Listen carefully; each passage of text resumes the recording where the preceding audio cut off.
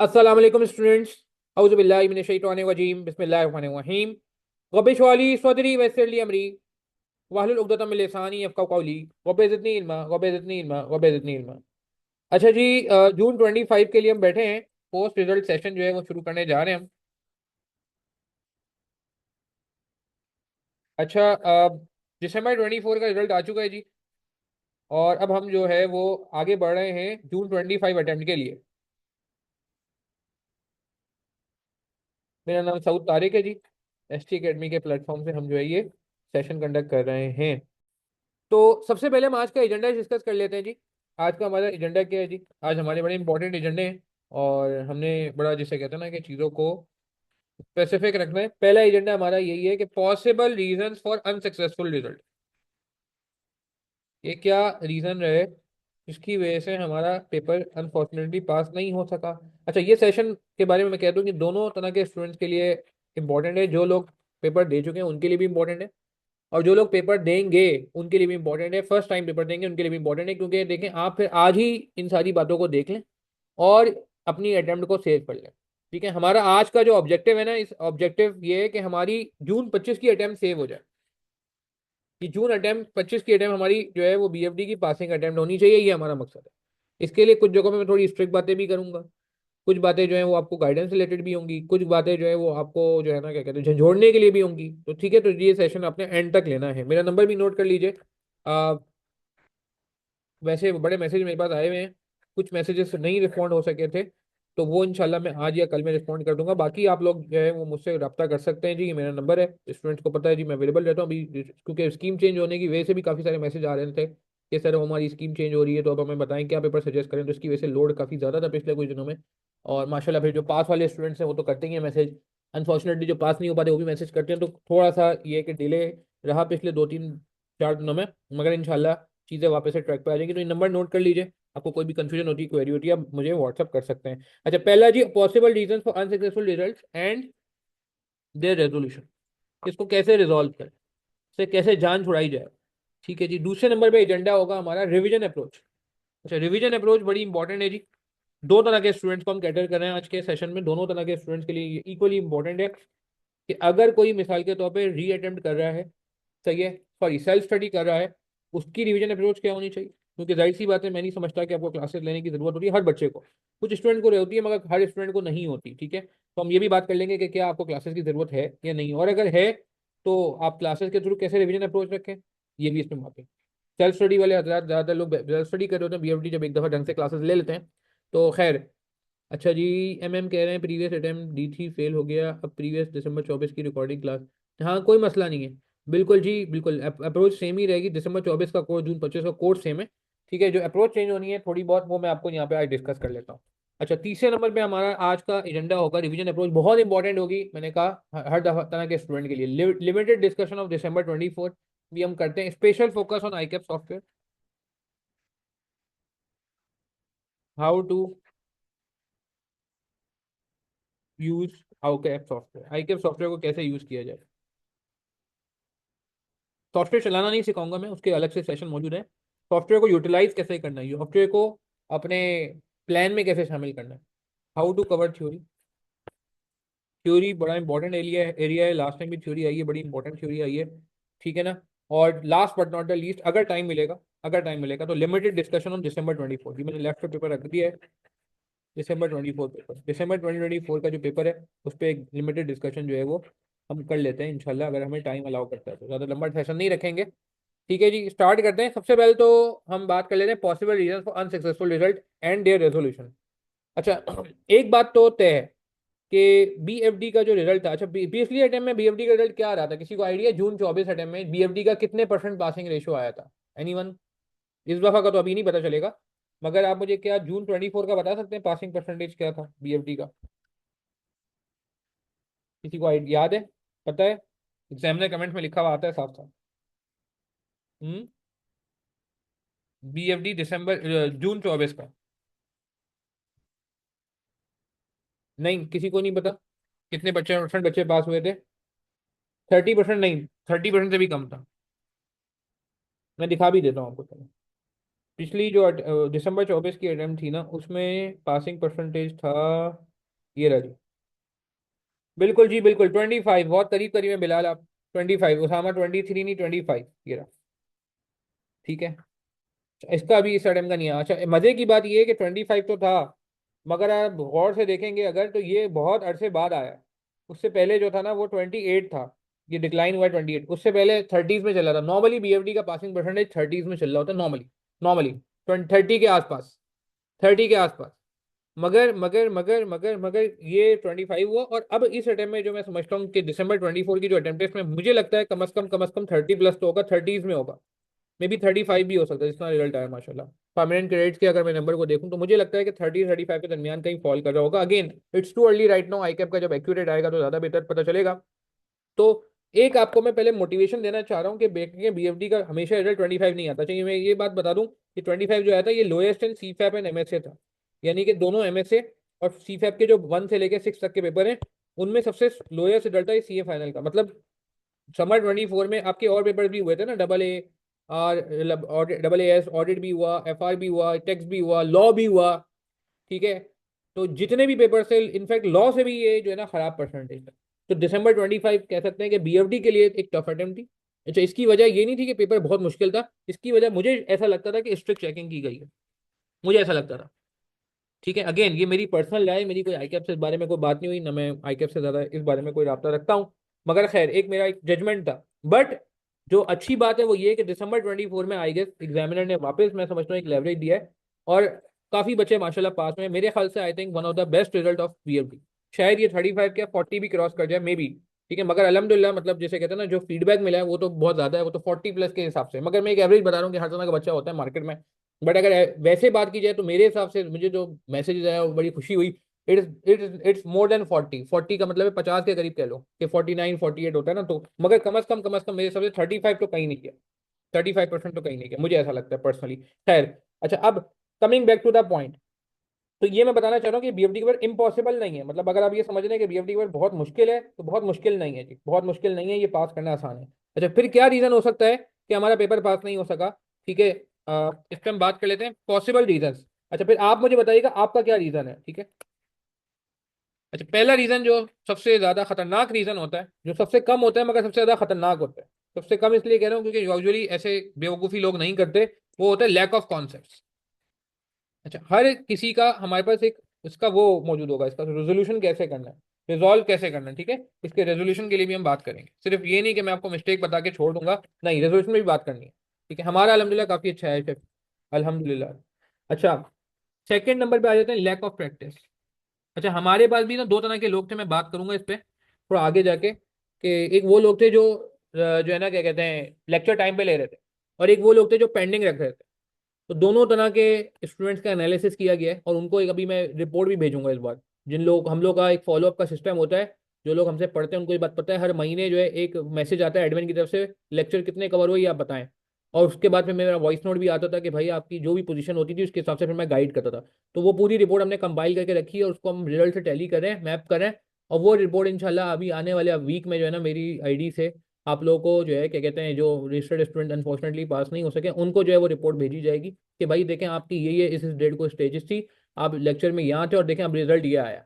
तो वो जो हम बात करते हैं पेंडिंग लेक्चर्स का, वो यहाँ पे आपको अलाइन होता भी नजर आएगा। खैर, अच्छा, कमिंग बैक टू दिस, एक तो ये हो गया लैक ऑफ दिस कॉन्सेप्ट, दूसरा लैक ऑफ प्रैक्टिस, यानी कि कॉन्सेप्ट बहुत अच्छे थे मगर प्रैक्टिस का मसला था।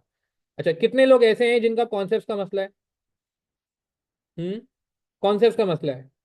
देखें, अगर कॉन्सेप्ट का मसला है तो फिर तो जाहिर सी बात है आपको क्या करना पड़ेगा, need to take classes.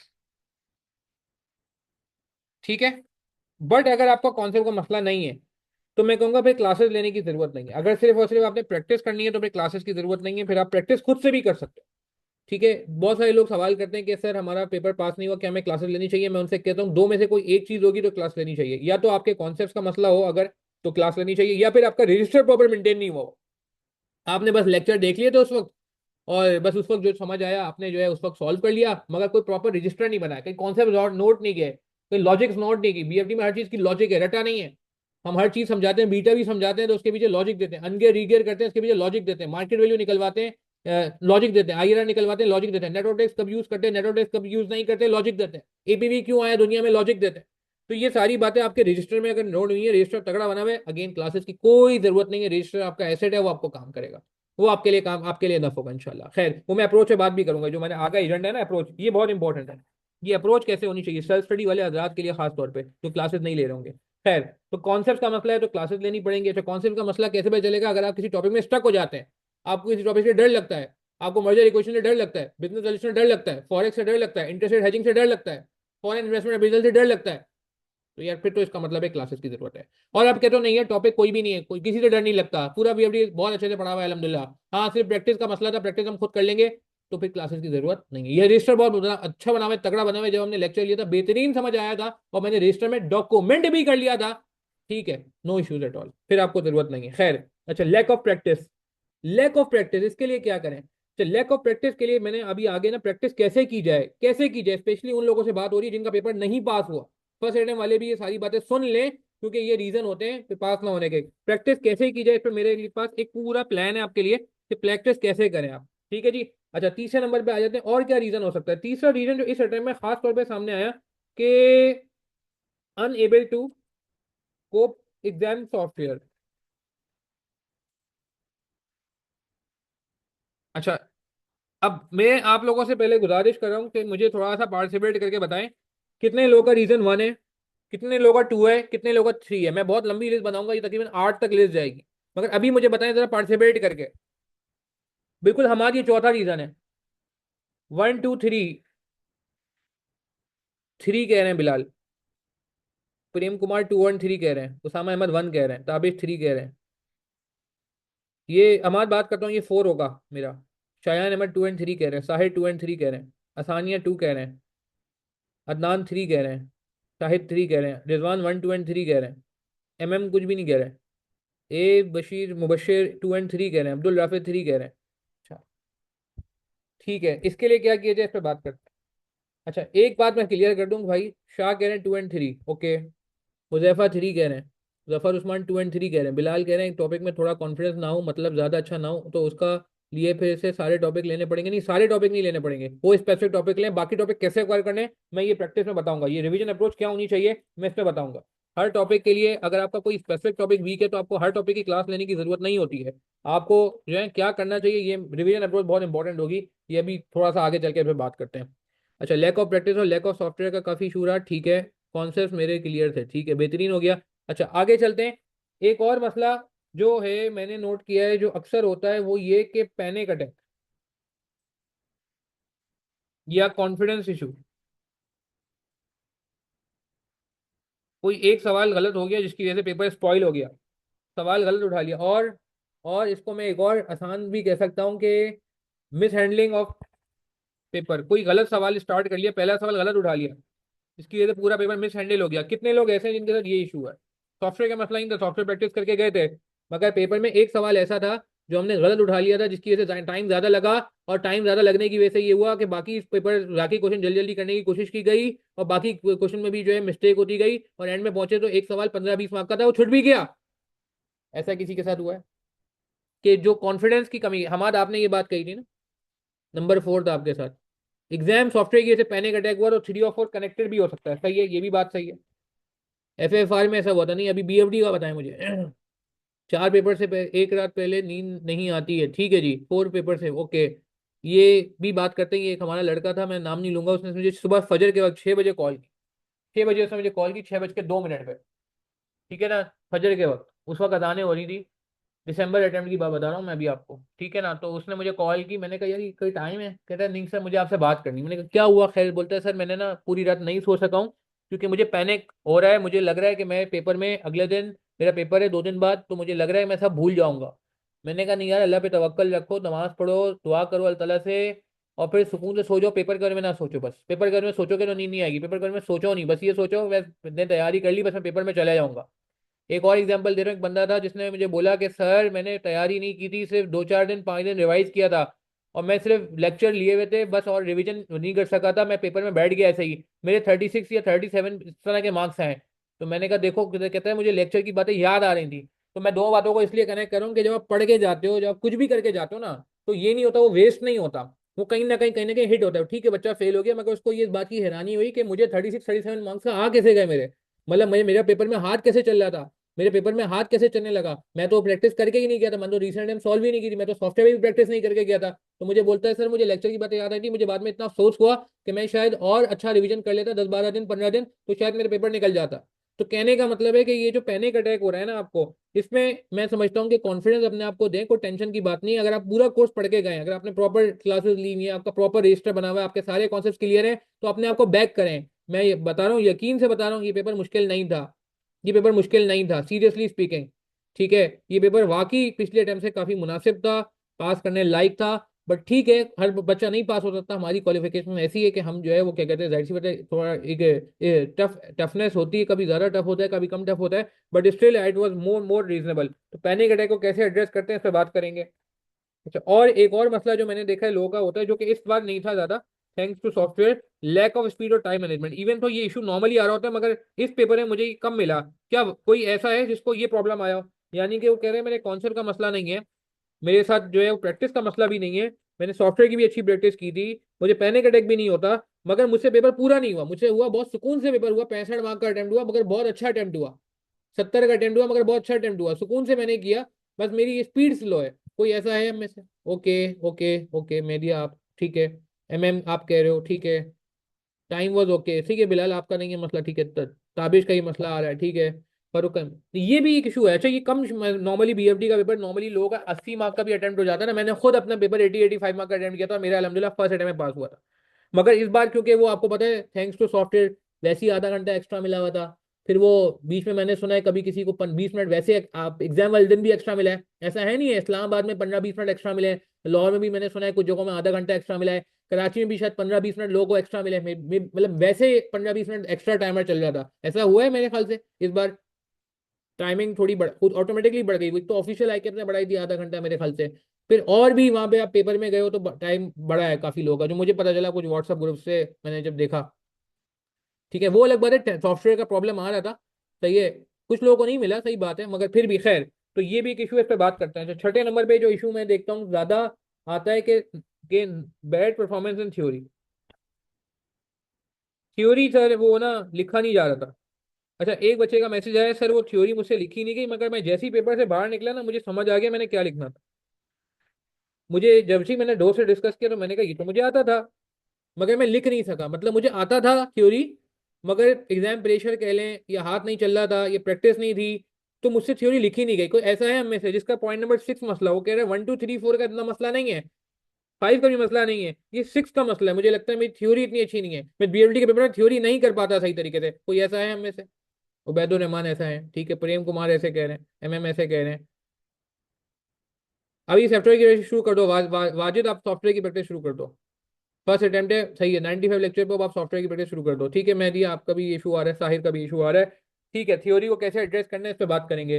Last to को पेपर जो मुझे जो चीजें समझ आती हैं कि unable to solve attempt wise paper in time environment.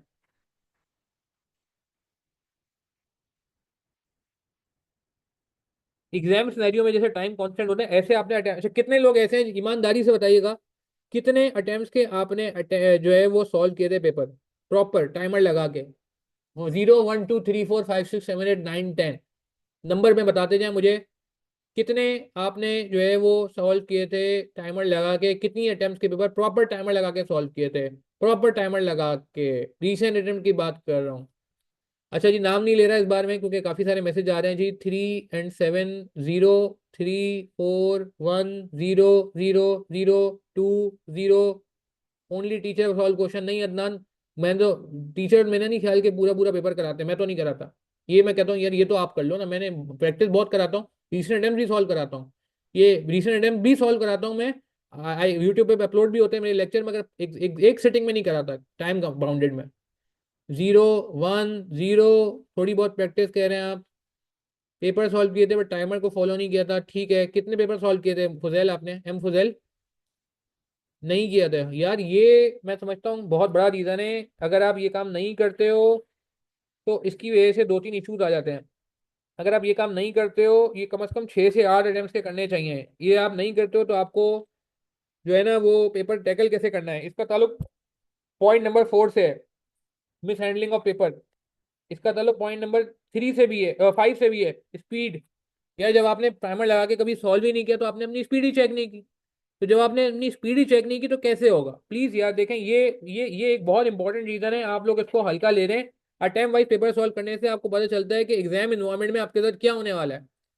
ठीक है, कुछ सवाल आपको करा दिए होंगे, मैंने करा दिए होंगे रिसेंट अटेम्प्ट्स के लेक्चर के दौरान, मगर हर सवाल तो नहीं कराया होगा ना यार। और अगर करा भी दिया है तो वो 6 महीने 3 महीने पहले, 2 महीने पहले, 1 महीने पहले कराया गया, तो यार ठीक है। अब आप फ्रेश उससे देख रहे हो, एक पूरे थॉट के साथ देख रहे हो जिसमें। अच्छा देखिए, जब आप कोई टॉपिकल सवाल करते हैं तो उसका फायदा क्या है कि जब आपने टॉपिकल सवाल अगर लेट से 5 भी कर लिए तो पांचों एक ही टॉपिक के, एक ही माइंड सेट लग रहा है, एक ही टेम्पो हो रहा है। मगर जब आप पूरा पेपर सॉल्व करते हो तो उसका फायदा ये है कि उसमें क्वेश्चन 1 अलग टॉपिक से होता है, 2 अलग से होता है, 3 अलग से होता है, कभी कभार तो ऐसा भी होता है 4A अलग टॉपिक से होता है, 4B अलग टॉपिक से होता है। जैसे इस बार ऐसा हुआ था, याद है किसी को? इस बार एसेट रिप्लेसमेंट भी आया था और लीजो बोरो भी आया था। हाँ भाई, याद आ रहा है किसी को? क्वेश्चन नंबर 2 था ना, मेरे ख्याल से 2 था, 3 था, जिसमें ए पार्ट जो था वो एसेट रिप्लेसमेंट था और बी पार्ट जो था लीज और बोरो था। 3 था मेरे ख्याल से, नहीं याद है ना? ठीक है। तो कहने का मतलब है कि अब आप खुद देखो कि यार जब एक ही सिटिंग में आप सॉल्व करोगे ना तो आपको मुख्तलिफ टॉपिक्स के साथ, क्योंकि आपको पता है लीज और बोरो का माइंडसेट अलग है, एसेट रिप्लेसमेंट का माइंडसेट बिल्कुल अलग है, वैक का माइंडसेट अलग है, फॉरेक्स तो बिल्कुल ही एक दुनिया ही अलग चलती। तो जब आप एक पेपर एक साथ एक सेटिंग में करते हो तो आपको डिफरेंट टॉपिक्स के साथ का माइंडसेट कैसे अपने आप को जो है वो अडेप्ट करना है, कैसे अपनी अप्रोच को फ्लेक्सिबल करना है विद टाइम कॉन्स्टेंट को ध्यान में रखते हुए, घड़ी को देखते हुए, तो वो आपको बहुत हेल्प मिलती है। और last but not the least, ये एक ये रीजन है जो बड़ा अजीब सा रीजन है, बड़ा अजीब सा रीजन है। ईमानदारी से बताइएगा, हमारी कोशिश क्या होती है पेपर में जब बैठते हैं? हमारी कोशिश क्या होती है? गोल्ड मेडल लेने की नहीं होती, मुझे पता है, मेरिट की भी नहीं होती। क्या होती है कोशिश? ये एक फैक्टर है जो अब आपको चेंज करना पड़ेगा। जिनका री अटेम्प्ट है ना, उन्होंने मुझसे आज एक वादा करना है जो मैं अगली बार लिखने जा रहा हूँ।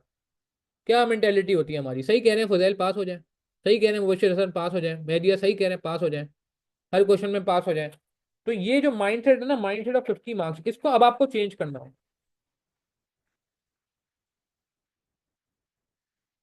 सबसे पहले मैं इस पे बात करूंगा। ओ भाई, ये माइंडसेट छोड़ दें, 50 मार्क्स लाने वाली अप्रोच पे आ जाए प्लीज। 50 मार्क्स वाली अप्रोच पे वो बंदा जाए जिसकी पहली अटेम्प्ट है। 50 मार्क्स वाली अप्रोच वो बंदा जाए जिसके 3 पेपर है या 4 पेपर है। यार किसी के अगर 2 पेपर है ना, या कोई अगर रीअटेम्प्ट करे BFD, आप 2 लोगों से मैंने वादा लेना है कि यार आपने 50 मार्क्स का नहीं सोचना। मैं अब सीरियस बता रहा हूँ, आप लोगों के पास एज है भाई उस बंदे से जो पहली बार BFD में बैठेगा। क्यों? क्योंकि आप ऑलरेडी एक्सपीरियंस कर चुके हो, पहली बार तजुर्बा हो गया। तजुर्बे का कोई नेमो बदल नहीं होता दुनिया में, दुनिया में मेन चीज तजुर्बा है। कवर ड्राइव कैसे मारनी है, बाबर आजम की वीडियो देख के कमेंट कर लेंगे, हम तालियां बजा लेंगे कि हाँ भाई बैट ऐसे रखना है, बॉल इस तरफ आएगी, और ये आपने जो है ना टांग ऐसे रखी और ये कवर ड्राइव लग गई। मगर बेहतरीन कवर ड्राइव वही लगा सकता है, वही मार सकता है जिसका एक्सपीरियंस है। वो बाबर आजम ही कर सकता है, क्योंकि उसकी पता नहीं कितनी प्रैक्टिस है। हम चाहे जितनी बातें कर लें, जितने कमेंट कर लें, हमें जितनी नॉलेज हो जाए उस कवर ड्राइव के बारे में, वो कवर ड्राइव वही ज्यादा बेहतर जो है क्या कहते हैं अप्लाई कर सकता है जो ऑलरेडी इसका एक्सपीरियंस रखता है। एग्री करेंगे? हाँ, हम कितना मैच के एनालिसिस कर लें कि बॉलिंग ऐसे कर लेते हैं, बैटिंग ऐसे कर लेते हैं, भाई हमारी बातों की कोई अहमियत ही नहीं है। कोई हमें बैट और बॉल पकड़ा दे, क्या हम वो काम कर सकते? नहीं कर सकते, हमारा तजुर्बा नहीं है उसमें। तो कहने का मतलब है आपको आज एक तजुर्बा है, आप ऑलरेडी जा चुके हो, अब आप 50 नहीं सोचोगे। प्लीज ये बात मैं आपको आज बता रहा हूँ, प्लीज ये माइंडसेट चेंज कर लें आप। नहीं 50 नहीं, कम से कम 60 से 70, 60 भी नहीं, 70 सोचो। 70 के मुझे 70 स्कोर करने हैं भाई, क्यों नहीं स्कोर कर सकता मैं?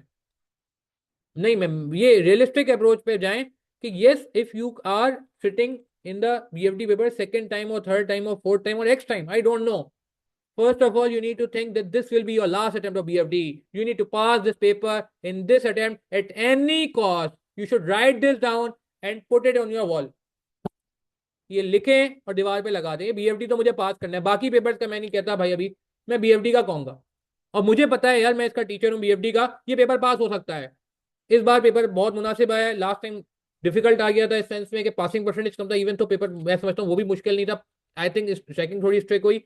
बट यार पॉइंट ये है कि आप इस माइंडसेट से बाहर निकले हैं। किसने लोगों ने मुझे मैसेज किया कि सर 3 अटेम्प्ट हो गई, 4 अटेम्प्ट हो गई, मेरा BFD ही पास नहीं हो रहा। मैं बड़ा हैरान हूँ, मैंने कहा यार ये तो वो पेपर है जो मुझे बच्चे मैसेज कर करके, मतलब माशाल्लाह मैं मैसेज बहुत पढ़े मैंने, अलहमदुलिल्लाह से फर्स्ट अटेम्प्ट में निकल गया, फर्स्ट अटेम्प्ट में निकल गया, फर्स्ट अटेम्प्ट में तो ये तो वो पेपर है जो फर्स्ट अटेम्प्ट में निकल जाता है माशाल्लाह। तो अगर कोई रुक रहा है, कोई टेंशन की बात नहीं, ठीक है, कोई ना कोई प्रॉब्लम होगा, मैं भी बात करता हूँ इन सारे में से कहीं ना कहीं कहेंगे ना कि हम स्टक हो गए, उसके रेजोल्यूशन में बात करते हैं, मगर माइंडसेट चेंज करना है हमने इंशाल्लाह। करेंगे माइंडसेट चेंज जी? लिख के लगा देंगे, कहीं भी लिख के लगा दें यार, कोई बात नहीं। कोई बंदा आपका मजाक उड़ाता है, बोला कोई बात नहीं, मैंने लिख के लगाना है। इंशाल्लाह, इंशाल्लाह का वर्ड जरूर डालना है उसमें, I will pass BFD in June 25। ठीक है, तो सबसे पहले मैं इसी पे बात करूंगा कि माइंडसेट चेंज कर लें। We need to score 65 to 70 marks. 65 से 70 का अटेम्प्ट करने नहीं कह रहा, स्कोर करने को कह रहा हूँ। तो आप 50 वाली अप्रोच से बाहर आ जाएं। एक और अप्रोच से बात करूंगा, कोई मुझे अपने मार्क्स बताए। इसी मेंटेलिटी में बात करूंगा मैं, कोई किसी के मार्क्स, कोई एक बंदा अपने मार्क्स बता दे मुझे। कितने मार्क्स है, कोई एक बंदा अपने मार्क्स। 41 सही है, फुजैल आपकी बात करता हूँ। अगर आपके 41 मार्क्स हैं, एक और अप्रोच बता रहा हूँ मैं, ये माइंडसेट चेंज कर दें।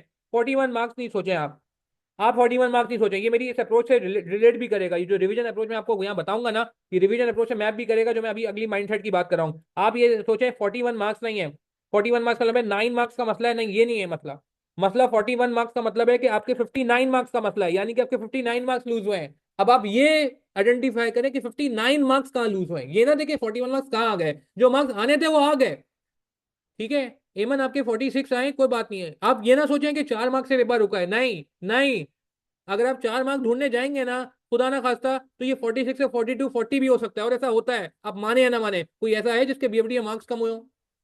मैं नाम नहीं लूंगा इस बार। कोई ऐसा है जिसके BFD में मार्क्स कम गए हो, कि पिछली अटेम्प्ट में लेट से 45 44 43 आए थे, इस बार 39 41 40 आ गए। हाँ, 43 से 41 हो गए, देखो हो गए ना। क्यों हुए पता है? उसकी बहुत बड़ी वजह ये थी कि जब 43 पे थे ना, तो आपने सोचा था कि कि कि मेरे 7 मार्क्स का मसला है। तो 7 मार्क्स ढूंढने के चक्कर में, क्योंकि पेपर तो ऊपर नीचे हो रहा है ना यार, कभी आसान आता है, कभी मुश्किल आता है, कभी कुछ आ जाता है, कभी कुछ और आ जाता है, तो 41 पे चला गया। आप ये नहीं सोचो, आप सोचो मेरे अगर 41 आए ना, तो मेरे 59 कहाँ लूज हुए हैं? जो 59 लूज हुए हैं उन पे आप मेहनत करो। 59 के पूरे आप नहीं बचा पाते, आपने कोई 20 30 मार्क्स भी बचा लिए, 40 मार्क्स भी बचा लिए, आपका पेपर निकल जाएगा। जो मार्क्स मिल गए हैं, मैं वापस रिपीट कर रहा हूं, उसको नहीं। आप ये देखो कि कौन से मार्क्स मेरे नहीं मिले। मेरी बात समझ आई? आपने 65 मार्क का अटेम्प्ट किया, आपके 33 आए, तो यार आपने जो 65 मार्क का अटेम्प्ट किया उसमें से भी 32 कटे ना अदनान। तो वो 32 कहाँ कटे जो आपने अटेम्प्ट किया? 35 तो चलो जो आपने अटेम्प्ट नहीं किया, मैं उस पर बात ही नहीं कर रहा, इवन तो वो अटेम्प्ट होना चाहिए था, इतना बड़ा पेपर नहीं था। टाइम मैनेजमेंट का इशू मेरे सबसे नहीं होने, मगर अगर तुमने 65 का अटेम्प्ट किया, 33 आए, जो 32 कटे हैं भाई, वो देखो 32 कहाँ कटे, क्योंकि वो 32 में से अगर तुम 17 मार्क भी बचा लेते ना, 17 मार्क भी बचा लेते, 32 में से 17 भी बचा लेते, पेपर पास हो जाता 65 मार्क का किए बगैर, किए करने के बावजूद भी। तो now I want you to just change your mindset. जो मार्क्स आपके नहीं आए उन पे मेहनत करें, गलतियों को आइडेंटिफाई करना हमारा मकसद है इस सेशन का। अच्छा, coming back to this resolution, हमने बात की, ठीक है क्लासेस लेनी पड़ेगी। अगर आपके कॉन्सेप्ट का मसला है, अगर कॉन्सेप्ट का मसला नहीं है तो क्लासेस की जरूरत नहीं है। प्रैक्टिस कैसे करनी है इस पे आ जाए जरा। रिवीजन अप्रोच, इसी से रिलेटेड जो है वो क्या कहते हैं, प्रैक्टिस पे मैं बात करूंगा। देखिए जी, प्रैक्टिस करने का तरीका ये होगा आपका, हाउ टू डू प्रैक्टिस। ठीक है, एक तरह से ये रिवीजन अप्रोच बता रहा हूँ मैं आपको। उन लोगों से बात हो रही है जिनका एक बार पेपर हो चुका है। ठीक है, आपने सबसे पहले ये करना है, ये अब पहले मैं बात कर रहा हूँ सेल्फ स्टडी स्टूडेंट से, क्योंकि जो लोग क्लासेस लेंगे वो तो क्लास को फॉलो कर लेंगे, प्लान को फॉलो करेंगे। जो लोग खुद पढ़ने रहे हैं उनसे बात हो रही है कि आपको क्या करना है। आपको सबसे पहले काम ये करना है, रीसॉल्व ऑल योर क्वेश्चन। जो भी कंटेंट है, मुझसे पढ़ा है आपने, मेरी पूरी किताब सॉल्व करें। मुझसे नहीं पढ़ा, कहीं और से पढ़ा है। हर टीचर बहुत मेहनत करते हैं, सारे टीचर का कंटेंट बहुत अच्छा है, हर टीचर की किताब बेहतरीन है। आपने अपने रिस्पेक्टिव टीचर की, जिनसे आपने अपने कॉन्सेप्ट स्ट्रॉन्ग कर लिए, क्योंकि आपके कॉन्सेप्ट वहां से पढ़ के अच्छे हो चुके हैं, तो आप अपने उनके सारे क्वेश्चन सॉल्व करें, सॉल्व ऑल योर क्वेश्चन, सारे क्वेश्चन सॉल्व करें। अच्छा, ये क्वेश्चन कहाँ सॉल्व करेंगे? On your own. On your own का मतलब है, अब इस पर भी मैं बात करता हूँ, क्योंकि हर चीज आपस में कनेक्टेड है। On your own, refer solution at the and. एक यार बीमारी बहुत सारे लोगों में है, सॉरी के साथ, मैंने कहा तो शुरू के सेशन में ही कहा था, मैं थोड़ा हार्श होऊंगा कुछ कुछ चीजों पे। एक सॉरी के साथ एक बुरी आदत मेरे अंदर भी थी, ठीक है, मगर मैंने उसको अल्हम्दुलिल्लाह बदला। मगर मैं देखता हूँ आज भी ये बहुत बुरी आदत जो है कुछ स्टूडेंट्स में है। क्या ऐसा होता है कि आप कोई सवाल शुरू करते हैं, आपने सवाल सॉल्व किया और कहीं फंस गए, कहीं फंस गए, एक फिगर नहीं समझ आ रही, बीटा अनगेयर रीगेयर कैसे करना है या नहीं करना, करना है नहीं करना, ये APB का सवाल है, एसिड बीटा नहीं मिल रहा, आपको नहीं समझ आ रहा, आपने यहाँ पे रेजोल्यूशन रेफर कर लिया। ठीक है, फिर उसके बाद अब और आगे बढ़ेगी, एक बार रेजोल्यूशन रेफर हो गया, ठीक है, फिर आगे जाके एक एडजस्टमेंट और मसला आया। ठीक है, लेट से आपको समझ नहीं आ रहा कि यार ये फाइनेंसिंग कैश फ्लो, ये क्या कहते हैं उसमें, फाइनेंसिंग साइड इफेक्ट्स में जाएगा या फाइनेंसिंग साइड इफेक्ट्स में नहीं जाएगा, या KD या रेट क्या है, मिसाल के तौर पे APB का सवाल करें, आपने वापस सोल्यूशन देख लिया। फिर आगे बढ़े, फिर तीसरी जगह एक और मसला, फिर सोल्यूशन देख लिया। 3 बार सोल्यूशन देखा मगर सवाल पूरा हो गया। कितने लोग वाकई में सोल्यूशन रास्ते में रेफर कर लेते हैं, यानी कि सवाल खत्म होने से पहले जहां फंसते हैं वहां सोल्यूशन रेफर कर लेते हैं? ईमानदारी से बता दें, यस और नो में जवाब देंगे। यस और नो में जवाब देंगे। कोई नहीं करता वो नो कर दे कि नहीं जी मैं ऐसा नहीं करता, कोई करता है वो यस कर दे। मगर सिंसियर रहना पड़ेगा, आपने सिंसियर होना होगा। मैं नाम नहीं लूंगा, ऑब्वियसली सिंसियर होना होगा। क्या ऐसा करते हैं? ओ हो, जवाब आने शुरू हो गए जी। रिवीजन पॉलिसी बताऊंगा मैं Wajid. Okay, same habit sir, absolutely जी सर, यही इशू है मी। जी सर करते हैं, yes. Yes sir, I did with question 1 in this attempt. Yes yes yes yes yes yes. No no, that's good, I really appreciate. जो लोग no कह रहे हैं, आई रियली अप्रिशिएट। ठीक है, आपका रिजल्ट जो भी आया हो, मगर ये आप समझें कि आपने बहुत बड़ा काम किया अगर आप नो कह रहे हैं sincerely. Yes yes in tough question, ठीक है, तभी टफ क्वेश्चन में करते हो। बाकी अगर नो है तो मैं कहूंगा इट्स गुड। हमजा बाजवा कह रहे हैं यस, ओके ठीक है। Yes yes yes yes yes yes yes. देखिए जी, मेजोरिटी ने यस बोला। अभी भी बहुत सारे लोग लाइव में जो कमेंट नहीं कर रहे, आप मुझे कंफर्म करें यस और नो। अच्छा, मेजोरिटी का यस आ रहा है। भैया ये हैबिट चेंज कर लें प्लीज, इसके दो नुकसान है। नो वाले that's good, that's good, no वाले बेहतरीन। ठीक है ठीक है, पार्टिसिपेट करें। देखें हम अपने आप से बात कर रहे हैं, कोई मुजायका नहीं है यार। इस सेशन से अगर हमारी अटेम्प्ट बच जाती है ना तो कोई मसला नहीं है। कोई मसला नहीं, हम अपने आप से सिंसियर हैं। ठीक है, जो इशू है हम आइडेंटिफाई करें, एक्सेप्ट करें, उस पर काम करें। सिंपल सिंपल सी हमें यही दिखा सिखाता है भाई। ठीक है। अच्छा, आगे। अभी आपने सॉल्व ही नहीं किया। अच्छा, खैर चले कोई बात नहीं, इसको मैं टैकल करने का। इसका पहले दो नुकसान समझ लें। इसका पहला नुकसान ये है कि लैक ऑफ कॉन्फिडेंस, कि आपको कभी कॉन्फिडेंस ही नहीं आएगा। पेपर में आप हमेशा जब भी स्टक होंगे, आप वसवसों में आ जाएंगे, आप डाउट में आ जाएंगे, आप परेशानी का शिकार हो जाएंगे, आपको बेचैनी होगी, आपको बेकरारी होगी, आप अनकंफर्टेबल हो जाएंगे पेपर में आपका। और सेकंड नुकसान, नुकसान इससे क्या होगा? जब आप अनकंफर्टेबल हो जाएंगे, बेचैनी होगी, wasting of time. Waste of time क्या ऐसा पेपर में होता है कि आप किसी एडजस्टमेंट में स्टक हो जाते हैं, इसकी वजह से आपका टाइम ज़ाया होता है। मैंने कहा ना, सब चीज़ें आपस में कनेक्टेड नहीं है। ये जो स्पीड की बात हो रही थी ना, जिन लोगों का 65 मार्क का खाली अटेम्प्ट हुआ है, ये 70 मार्क का अटेम्प्ट हुआ है, ये 75 मार्क का अटेम्प्ट हुआ है, मेरे हिसाब से ये पेपर 85-90 का आसानी से कंपेयर हो सकता था। क्या ये ऐसा हुआ है? तो इसके दो नुकसान है। कॉन्फिडेंस नहीं आता क्योंकि पेपर में तो कोई नहीं बताएगा ना आपको यार, बेचैनी बेकरारी अलग होगी, आप डाउट में अलग रहेंगे। और दूसरा, वेस्ट ऑफ टाइम। इसको टैकल करने का तरीका ये है कि इसकी प्रैक्टिस आप ऐसे करें कि आप टेंशन ना लें, आप एक तहिया कर लें, refer solution at the and. कुछ भी होगा मैं एंड में सोल्यूशन रेफर करूंगा, क्या होगा, ज्यादा सवाल पूरा कट जाएगा ना यार, कोई बात नहीं। कोई बात नहीं, टाइम जाया होगा, होने दें। टाइम थोड़ा जाया हो जाए ये एक्सेप्टेबल है, अटेम्प्ट जाया नहीं होनी चाहिए। क्या कहा मैंने? थोड़ा टाइम ज्यादा लग जाए कोई बात नहीं, खैर हो गई, मगर अटेम्प्ट दाया नहीं होनी चाहिए। अटेम्प्ट दाया नहीं होनी चाहिए, तो कोई मसला नहीं है। अच्छा, इसको टैकल करने का तरीका ये है कि आप अपने आप को समझाएं कि नहीं मुझे सोल्यूशन नहीं देखना। अब आप बोलेंगे नहीं सर मेरे पास जब बीटा ही नहीं है, मैं के ही नहीं है, मैं कैसे आगे डिस्काउंटिंग करूंगा? मैं तो डिस्काउंटिंग ही नहीं कर सकता, क्या सवाल छोड़ दूं, अगले सवाल पे चले आऊं? नहीं नहीं नहीं, आपको एक कॉन्सेप्ट, एक एक एक टेक्निक होती है स्किप करना। Skip and proceed. कहीं आपको प्रॉब्लम आ रहा है, आप उस पॉइंट को स्किप करें एंड प्रोसीड करें। सीरियसली स्पीकिंग, देखें, आप मुझे एक बात बताएं, क्या एक एडजस्टमेंट गलत होने से पूरा सवाल गलत हो जाएगा? आपने कभी बीएफडी का मार्किंग प्लान देखा है? अभी मैंने यहाँ पे नहीं रखा हुआ, मार्किंग प्लान कभी देखा है आपने? हाँ, स्टेप्स के मार्क्स होते नहीं होते, वर्किंग के मार्क्स होते हैं, बिल्कुल होते हैं। अगर इस तरह स्टेप्स के मार्क्स ना हो तो शायद कोई पेपर बंदा पेपर में पास ही ना हो सके, मैं भी पास ना हो सकता यार। कोई मिसली मिस्टेक तो हर किसी से हो जाती है, कैलकुलेटर में एक जीरो ज्यादा दब गया, कम दब गया, एक्सेल है, एक्सेल में आपको पता है कितने प्रॉब्लम है, इस बार तो सॉफ्टवेयर के वैसे इश्यूज काफी ज्यादा थे। तो कहने का मतलब है कि यार वर्किंग आपको बचाती है। तो आप अगर कोई एडजस्टमेंट नहीं समझ आ रही, आप उसको छोड़ दो, उसको कुछ भी लेके आगे बढ़ जाओ। मगर पॉइंट ये, आप उस पॉइंट को स्किप करो और प्रोसीड करो, रुकना नहीं है। जहां आप रुकते हो वहां दो मसले हो जाते हैं, आपका कॉन्फिडेंस डाउन हो जाता है और आपका टाइम वेस्ट होने लगता है। ये दोनों चीजें जो है ना आपके परफॉर्मेंस को गिरा देती हैं, और अल्टीमेटली अल्टीमेटली अल्टीमेटली ये फिर अटेम्प्ट का भी बायस बन जाता है वापस लगने का। मेरी बात समझ आ रही है? इन्वेस्टमेंट रिजल्ट के सवाल में एग्जामिनर आजकल बहुत कर रहा है कि छोटी छोटी ऐसी कोई परेशानियां डाल देगा, छोटी छोटी परेशानियां ऐसे ही। अब वो उसमें लोग 5 मिनट, 10 मिनट, 15 15 मिनट तक लगा देंगे, और एंड में क्या होता है? एंड में यही होता है, आपको छोड़ के आगे ही बढ़ना पड़ता है ना। ये काम आप प्रैक्टिस में करेंगे। क्या करेंगे? प्रैक्टिस में करेंगे कि refer solution at the and. अच्छा, दूसरा काम आपने क्या करना है, वेरी इंपॉर्टेंट पॉइंट, आपने पहले ये किया, ठीक है।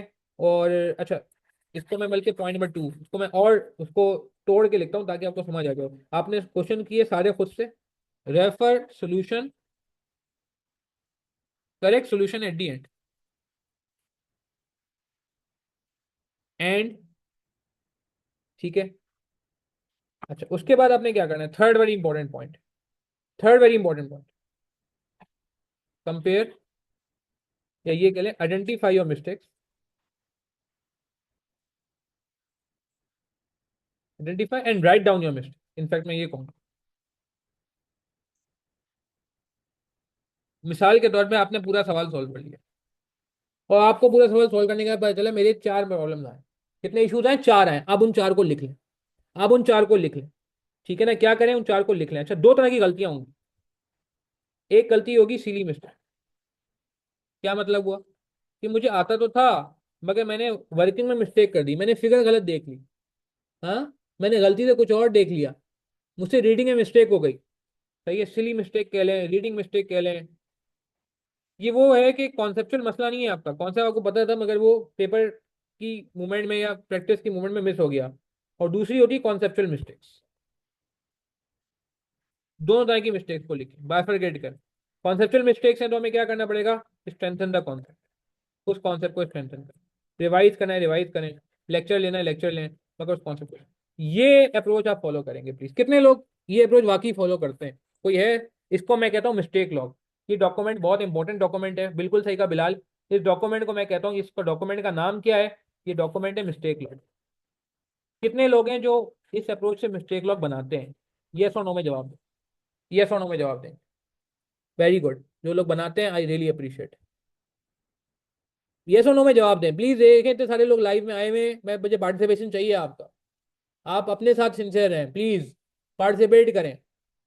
ठीक है, जवाब आया है जी, yes I do, yes I do, no, no, no, no, no, no, yes learning outcome हर क्वेश्चन के बनाते हैं, that's great, no, yes, no, no, बनाया था लास्ट वीक में, लाया था नहीं, लास्ट वीक तो बहुत लेट हो गया ना, उबैद और रहमान चंदा, लास्ट वीक तो never, okay, no, no, no, no, no, no, no. यार प्लीज, ये दो काम आपने आज बड़े इंपॉर्टेंट मुझसे सीख लिए हैं। एक तो ये कि आपने सोल्यूशन एंड में रेफर करना है, और दूसरा ये कि मिस्टेक लॉग बताना है। क्या ये बात समझ आ रही है? दोनों आपस में कनेक्टेड है, एग्री करेंगे? और ये इस तरह प्रैक्टिस करनी है, आप प्रैक्टिस करने का ढंग ये होगा, ठीक है, ढंग ये होगा कि आप सवाल सॉल्व करके रुक नहीं जाएंगे, सवाल सॉल्व करके आगे नहीं बढ़ेंगे, पहले सवाल को कंप्लीट करेंगे, फिनिश करेंगे। बहुत सारे लोग ऐसे भी होते हैं जिनको ये शिकायत होती है, सर पेपर में सवाल फिनिश नहीं हो पाता। कोई ऐसा है मैं जो ये कहते हो कि सर पेपर में सवाल स्टार्ट तो कर लेता हूँ किसी ना किसी तरीके से, मगर समझ नहीं आता ये कंक्लूड कैसे हो, ये कंक्लूड होता है तो बस ऐसा लगता है मैंने बस जल्दी से खत्म कर दिया सवाल, कंक्लूड नहीं किया, बस खत्म कर दिया, बस आगे बढ़ने के लिए एक वर्ड यूज होता है फ्रॉम में बड़ा मशहूर, कि सवाल बस ऐसे कर दिया मैंने। तो ऐसा नहीं करना ना, तो वो प्रॉपर तरीके से आपको एंड करना पड़ता है, सवाल फिनिश करना पड़ता है। ठीक है, खैर। अच्छा, चले मैं जल्दी से वापस आता हूँ। तो लैक ऑफ प्रैक्टिस का तरीकाकार मैंने आपको बता दिया कि भाई, लैक ऑफ प्रैक्टिस में आपने ये करना है कि रीसॉल्व ऑल क्वेश्चंस,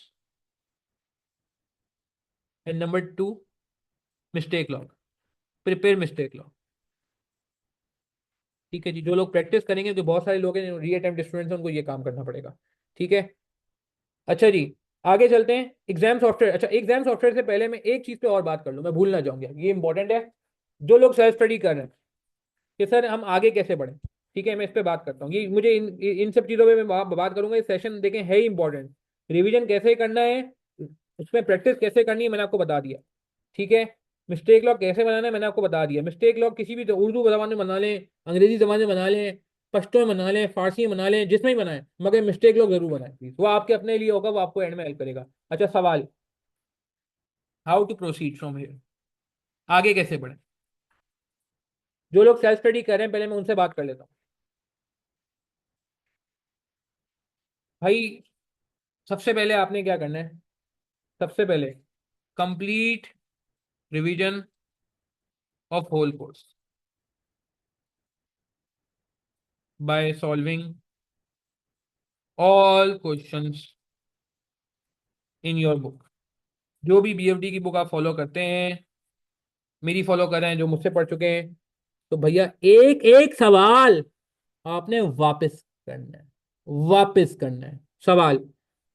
रजिस्टर बनाएंगे वापस से, या सॉफ्टवेयर पे सॉल्व करेंगे? अच्छा, एक चीज और मैं क्लियर कर दूं, ये साइड में आपके पास दो चीजें होनी चाहिए, एक आपके पास पुराना रजिस्टर होना चाहिए रेफरेंस के लिए, ठीक है, refer old register where needed. और जिन्होंने एहतियातन पोर्टल एक्सेस ले लिया वापस से री अटेम्प्ट स्टूडेंट्स ने, तो कोई बात नहीं, जहां आपको फिर वहां भी आसानी हो जाएगी कि अगर पुराने रजिस्टर से कोई चीज नहीं समझ आ रही तो फिर आप पोर्टल से रेफर कर लेंगे उस वीडियो को। मगर एक दफा कंप्लीट रिवीजन होगा सारे टॉपिक्स का, पूरे कोर्स का सीक्वेंस क्या होनी चाहिए मैं इस पर ही बात करता हूँ। सीक्वेंस चेंज कर सकते हैं जिनकी अटेम्प्ट एक से ज्यादा हो गई है बीएफडी को, 2 अटेम्प्ट लगा चुके हैं, तीसरी अटेम्प्ट है या चौथी अटेम्प्ट है, 2 से ज्यादा अटेम्प्ट होगी, उनके लिए मैंने बीएफडी की सीक्वेंस चेंज की है, चेंज करता हूँ सीक्वेंस। तो सीक्वेंस क्या है, मैं इस पर बात करता हूँ। मगर अभी फिलहाल एज्यूमिंग कि आप उसी कोर्स सीक्वेंस से चल रहे हैं, नॉर्मल जिसकी पहली अटेम्प्ट थी बीएफडी की, पास नहीं हुआ, या दूसरी अटेम्प्ट है बीएफडी की, तो उनके लिए नॉर्मल सीक्वेंस है वही इन्वेस्टमेंट अप्रेजल से लेके ऑनवर्ड चले। मगर जिन लोग की अटेम्प्ट ज्यादा हो गई उनके लिए मैंने थोड़ी सीक्वेंस इस बार चेंज सोची है, ठीक है। खैर, अच्छा आगे चलते हैं। वो रजिस्टर चल जाएगा, देखें माशाल्लाह, देखें हर टीचर बड़ी मेहनत करता है। अगर आपको कॉन्सेप्ट का मसला नहीं है, अगर आपको आपके टीचर से ऑलरेडी कॉन्सेप्ट सब समझ आ जाते हैं और आपको पूरा कोर्स क्लियर है, आपको बिजनेस वैल्यूज में डर नहीं लगता, फॉरेक्स में डर नहीं लगता, आपके सारे कॉन्सेप्ट क्लियर हैं, आप जब क्वेश्चन करने बैठते हैं तो आपको ये नहीं होता कि यार ये क्वेश्चन में कॉन्सेप्ट कहाँ से आया है, तो फिर आपको क्लासेस की जरूरत नहीं है, फिर आप वही रजिस्टर चलाएं, फिर आप वही किताब चलाएं। हाँ, अगर इनमें से कोई मसला है तो फिर आपको जाहिर सी बात है जो है ना अपने कॉन्सेप्ट को स्ट्रेंथन करना पड़ेगा। ठीक है, 8 साल के बाद आप बीएफडी दे रहे हैं तो आप उसको फर्स्ट अटेम्प्ट ट्रीट करेंगे शफी। 8 साल में बहुत चेंजेस चेंज हो गई, कोड भी चेंज हो चुका है, अप्रोच तो बिल्कुल चेंज हो गई है यार।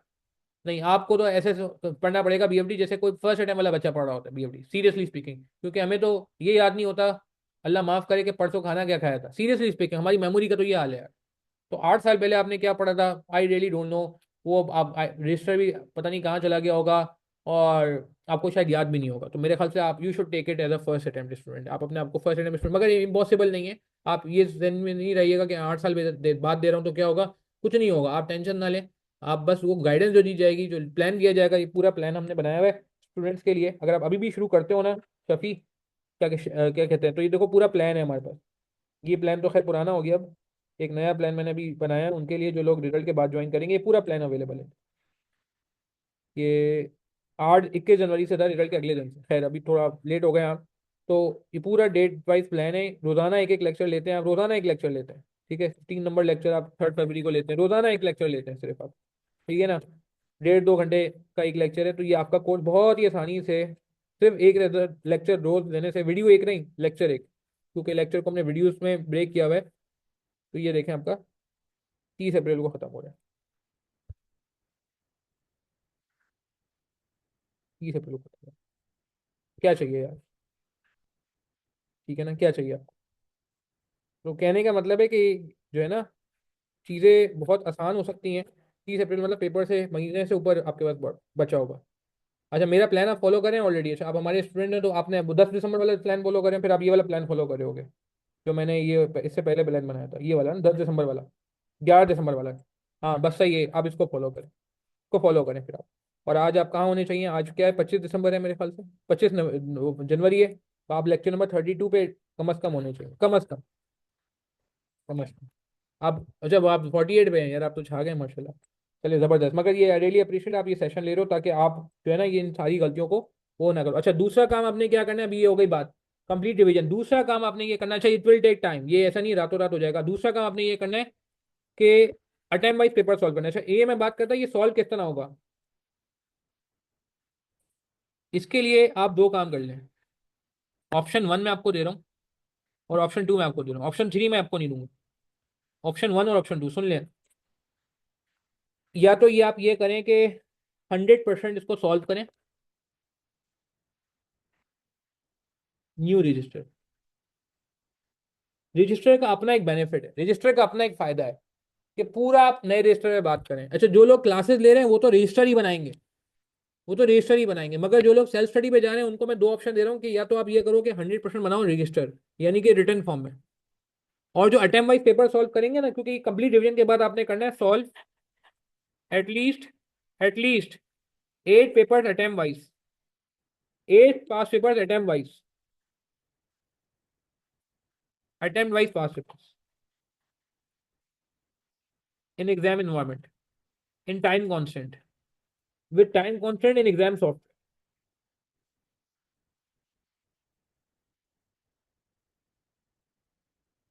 ये जो काम है ना, ये वाला काम, ये आपने एग्जाम सॉफ्टवेयर में करना है हलाल में, कि कम से कम 8 अटेम्प्ट के पेपर प्रॉपर टाइमर लगा के अपने सॉल्व करने हैं। मगर ये जो आप रिवीजन करेंगे ना, यहाँ मैं आपको 2 ऑप्शन दे रहा हूँ, तीसरा ऑप्शन नहीं दूंगा। पहला ऑप्शन ये है कि आप 100% रजिस्टर बनाओ, सही है, सिर्फ और सारा का सारा रजिस्टर पे सॉल्व करो। सॉल्व करने को कह रहा हूँ मैं आपसे, लेक्चर रेफर करके नहीं कह रहा, मैं आपको कह रहा हूँ वापस से वो सारी किताब सॉल्व करो। दूसरा ऑप्शन ये करो कि 50% solve in register return form में, और 50% एग्जाम सॉफ्ट। एग्जाम सॉफ्टवेयर कह रहा हूं मैं, क्या एक्सेल और एग्जाम सॉफ्टवेयर सेम है? इसका जवाब बहुत सारे लोगों को पेपर में जाके मिला, हालांकि ये बात पहले बहुत दफा सेशन में बता दी गई।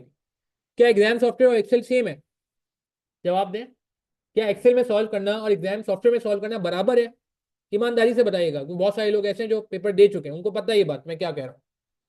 हर बंदा कह रहा है नो, हर बंदा कह रहा है, मेरा नहीं ख्याल अभी किसी ने यस बोला है, माशाल्लाह सब ने कमेंट किया है नो, अभी तक जितने भी कमेंट आए हैं। तो आपसे मैं ये इल्तिजा करूंगा कि यार आप एक्सेल पे नहीं काम करें, एग्जाम सॉफ्टवेयर पे करें। आपने हमारी अप्रोच देखी थी ना, मैंने आपको क्या कहा था पहले? मैंने आपको कहा था कि आप रजिस्टर बनाएंगे 100% रिटर्न में, यही कहा था मैंने आपको। और एंड में कहा था 2 महीने आप सॉफ्टवेयर पे काम करिएगा, एग्जाम सॉफ्टवेयर एंड में 2 महीने आप काम करिएगा, 1.5 महीने 2 महीने। अच्छा, अनफॉर्चुनेटली बहुत सारे लोगों के साथ ये हुआ कि जो क्लासेस खत्म हुई उनकी हुई पेपर से, सॉरी हाँ, पेपर से हफ्ता 10 दिन पहले, तो वो क्या खाक प्रैक्टिस करते एग्जाम सॉफ्टवेयर। अच्छा, बहुत सारे लोग ऐसे थे, मगर अनफॉर्चुनेटली जो बैड सीन हुआ वो उनके साथ हुआ जिन्होंने एक्सेल पे सारा काम करके रखा हुआ था, रजिस्टर नहीं बनाया था। और जब वो गए पेपर में तो बिल्कुल ही अजीब सूरत हाल हो गई, क्योंकि एक्सेल के बहुत सारे फीचर वो बनते। और मजे की बात ये, जो डिलीवरेबल है, डिलीवरेबल समझते हैं, जो फाइनल आंसर है सॉफ्टवेयर इस तरह का होता है ना, सॉफ्टवेयर की विंडो तो ये है, ऊपर जो है वो आरटीएफ होता है, आरटीएफ मतलब एमएस वर्ड जैसा एरिया होता है, एमएस वर्ड, और नीचे एमएस एक्सेल जैसा एरिया होता है। एमएस एक्सेल जैसा कह रहा हूँ मैं, एमएस एक्सेल नहीं कह रहा, क्योंकि एमएस एक्सेल और उसमें बहुत फर्क है। F2 यहाँ दबता नहीं है यार, F2 जैसी बेसिक चीज नहीं मिलती यार, बताओ। खैर वो मैं उस पर कमेंट नहीं करूंगा, उस पर आईकैप से भी मेरी कुछ बात हो चुकी है पहले, उन्होंने कहा था नहीं जी यही है जो है। खैर अब आगे जाके वो चेंज कर लेते तो बहुत मेहरबानी है आईकैप की, मैं तो चाहूंगा कि चेंज हो जाए। मगर आप समझ रहे हैं बात, कि एक्सेल तो है ही नहीं, डिलीवरेबल तो हमारा आरटीएफ है, वो वर्ड है।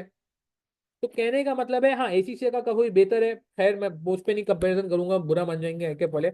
मगर माय पॉइंट इज कि यार आपने एक्सेल एग्जाम सॉफ्टवेयर पे सॉल्व करना है, ठीक है ना। एग्जाम सॉफ्टवेयर पे सेव कैसे होता है ये मैंने समझाया हुआ है, 2 तरीकों से सेव होता है। एक तरीका हमारा तरीका है, आप स्नैपशॉट लेके इसको एक्सेल में सेव, वर्ड में सेव कर दो, स्नैपशॉट लेके एमएस वर्ड में सेव कर दो। जो मेरा तरीका है, जो आपने मेरे अगर सोल्यूशन देखे हो, ये मैंने सोल्यूशन है, आपने ये सोल्यूशन देखे हैं मेरे, ये देखो मैंने समर 24 पूरा सॉल्व किया हुआ है, समर 24, विंटर 23, सही है, विंटर 22, समर 23, अभी मैं विंटर 24 भी कराऊंगा। तो मैंने क्या किया, एग्जाम सॉफ्टवेयर से उठा के इसको देखें वर्ड में पेस्ट करके फिर पीडीएफ बना दी इसकी। तो आप लोग इस तरह कर लो, मगर एक्सेल पे सेव नहीं करना, एक्सेल पे मसला है। दूसरा एक और इशू भी होता है, सॉफ्टवेयर पे मैं भी बात करता हूँ, सॉफ्टवेयर का एक मसला है, सॉफ्टवेयर में वर्किंग का इशू आता है कि वर्किंग कहीं शो नहीं हो पाती, तो वर्किंग शो करनी पड़ती है। इस तरह की वर्किंग देखें, मैंने पूरा अंडर अपॉन करके दिखाया हुआ है यार, अपॉन करके दिखाया हुआ है। तो मैं खैर सॉफ्टवेयर पे थोड़ी सी बात करूंगा, एजेंडे में शामिल है। मगर अभी फिलहाल एक बात जो मैं डेविएट ना कर जाए अपने प्लान से, जो मैं बात कर रहा था, 1 मिनट यार, 1 मिनट। तो जो मैं बात कर रहा था आपसे, वो यही कह रहा था कि भैया ये ये सॉ ये कैसे यूज करना है, ये तो हम बात कर लेंगे, मगर हम अपने मेन चीज से डेविएट ना कर जाएं कि भैया ये जो हमने बात की अभी, कि आपने हाफ काम जो है वो सॉफ्टवेयर पे करना है और हाफ काम रजिस्टर पे करना है, तो इस अप्रोच पे आ जाओ।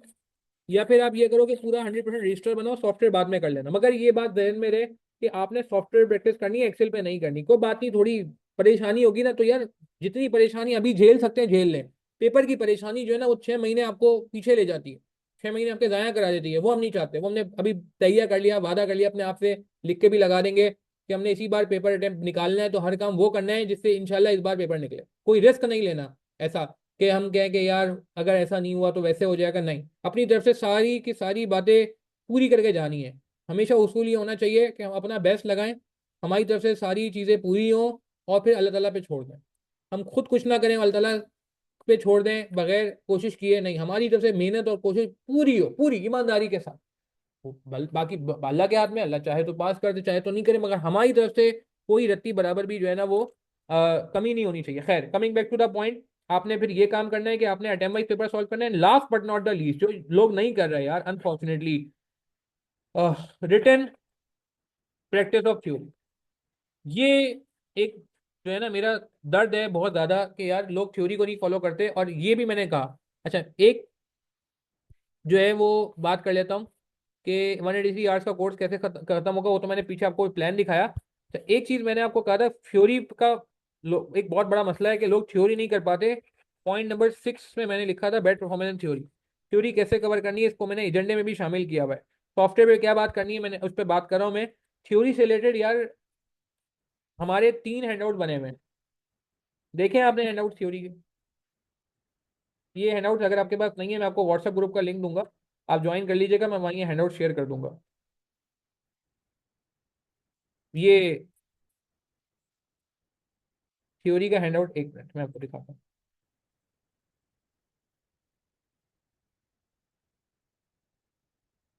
ये थ्योरी का एक हैंडआउट है हमारा।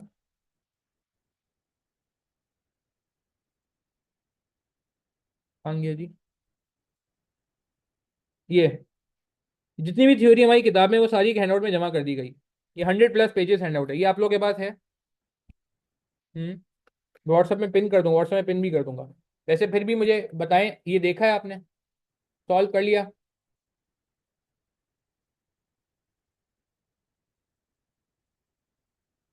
मैं एक मिनट व्हाट्सएप ग्रुप का लिंक भी दे देता हूँ आपको। कोई अगर मिसाल के तौर पे नहीं देखा किसी ने तो मैं इस ग्रुप में इंशाल्लाह शेयर कर दूंगा।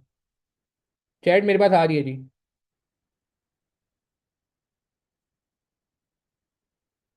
ये मैंने व्हाट्सएप ग्रुप का लिंक शेयर कर दिया है, ये आप ग्रुप ज्वाइन कर लो, तो इसमें मैं शेयर कर दूंगा। खैर, तो एक ये हैंड आउट है थ्योरी का। अच्छा, फिर इसके बाद एक और हैंड आउट भी है थ्योरी का। थ्योरी का हैंड आउट और कौन सा है जी? ये मैं आपको दिखाता हूँ, एक पास्ट पेपर्स का। जितनी भी थ्योरी आई हुई है, ठीक है, 2015 से लेके ऑनवर्ड्स, ठीक है, ये मैंने कासा वर्कशॉप में भी करवाई थी तो इसलिए साइड में उसकी वो आपके पास एजेंडा लिखा हुआ है। ये जितनी भी थ्योरी आई हुई है, जितने जितने मार्क्स की आई हुई है, वो सारी की सारी क्वेश्चन वाइज लिखी हुई है। ये सिर्फ ये समरी है इसकी, और फिर क्वेश्चन और उसका solution. Summer 15 question number 3B theory का है ये राजी, और उसका सोल्यूशन भी आपको नीचे मिल जाएगा। समर 15 का ये रहा, 1B का सोल्यूशन आ गया, 3B का सोल्यूशन भी आ गया। ये जितने भी क्वेश्चन, ये बहुत बड़ा एक हैंडआउट मैंने बनाया था, जितने थ्योरी जितनी भी थी वो सारी कंपाइल करके एक जगह जमा कर दी गई। तो देखें प्लीज थ्योरी के लिए। अच्छा, एक और हैंडआउट मैंने बनाया था फिर, अगर किसी को याद हो, फाइनेंशियल परफॉर्मेंस वाला, इवेलुएटिंग फाइनेंशियल परफॉर्मेंस, वो हैंडआउट देखा था किसी ने? एक हैंडआउट था जिसमें मैंने जो है वो ये वाला हैंडआउट, ये लास्ट अटेम्प्ट में समर 24 में पेपर सवाल भी आया हुआ है, ये वाला हैंडआउट। ये हैंडआउट कितने लोगों ने फॉलो किया था? ये मैंने पब्लिकली भी शेयर किया हुआ है ऑलरेडी। इवेलुएटिंग फाइनेंशियल परफॉर्मेंस, ये वो एरिया था जो समर 24 में पूछा गया था, और मैंने कहा था विंटर 24 में भी आ सकता है। मजे की बात ये लास्ट सवाल में था भी कवर, कुछ कुछ इसका पार्ट आया था, कुछ हिस्सा आया था इसका। नहीं देखा हुआ, चले मैं ग्रुप पे शेयर कर दूंगा, आपके पास ग्रुप है, जिनका ग्रुप नहीं है वो मुझे समर में राब्ता कर लीजिएगा, मैं आपको ग्रुप में ऐड कर दूंगा तो वो ग्रुप में आ जाएगा। ठीक है। तो कहने का मतलब है कि भैया ये 3 हैंडआउट है थ्योरी के, इवेलुएटिंग फाइनेंशियल परफॉर्मेंस, ठीक है, ये तीसरा हैंडआउट है। और पहला थ्योरी का हैंडआउट मैंने आपको दिखाया था जिसमें सिंपल थ्योरी दी खाली। ठीक है। एक मिनट, तो मैं थ्योरी पे भी साथ साथ ही बात कर लेता हूँ।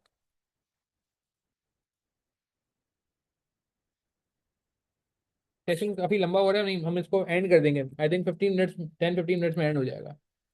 अच्छा, बस आपने सीरियस रहना है।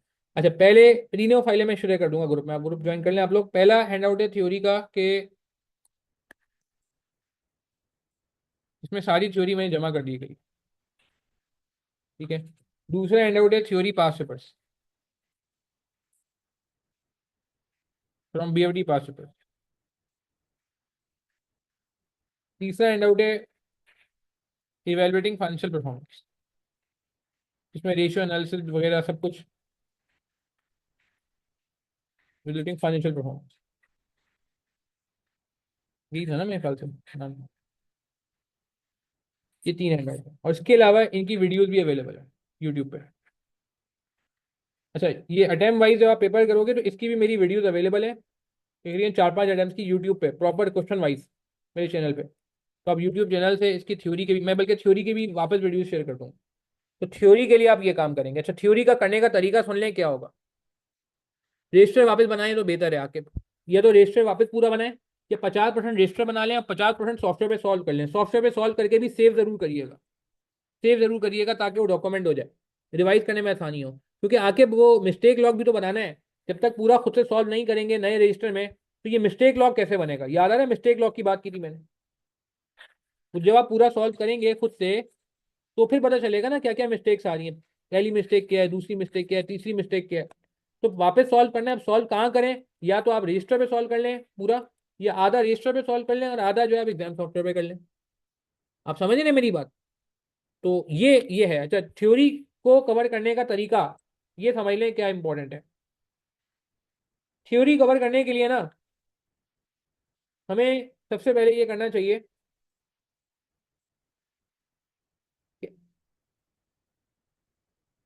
रीड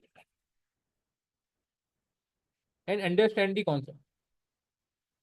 जो कॉन्सेप्ट है ना, उसको आप अंडरलैंड अंडरस्टैंड कर लें सबसे पहले। ठीक है।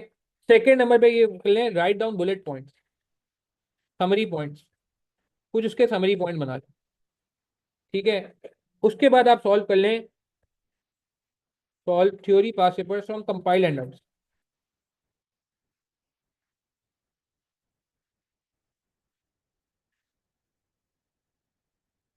कितने हैंडआउट हैं थ्योरी के?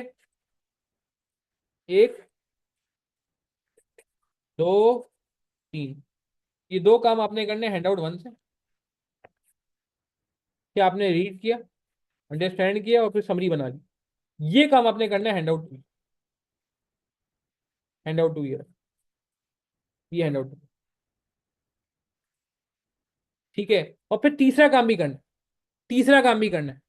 तीसरा काम भी करना है। अभी हैंडआउट थ्री पे नहीं आ रहा है। तीसरा काम भी करना है। ये जो सॉल्व करना है ना, ये सॉल्व, या ये कह लें right complete solution.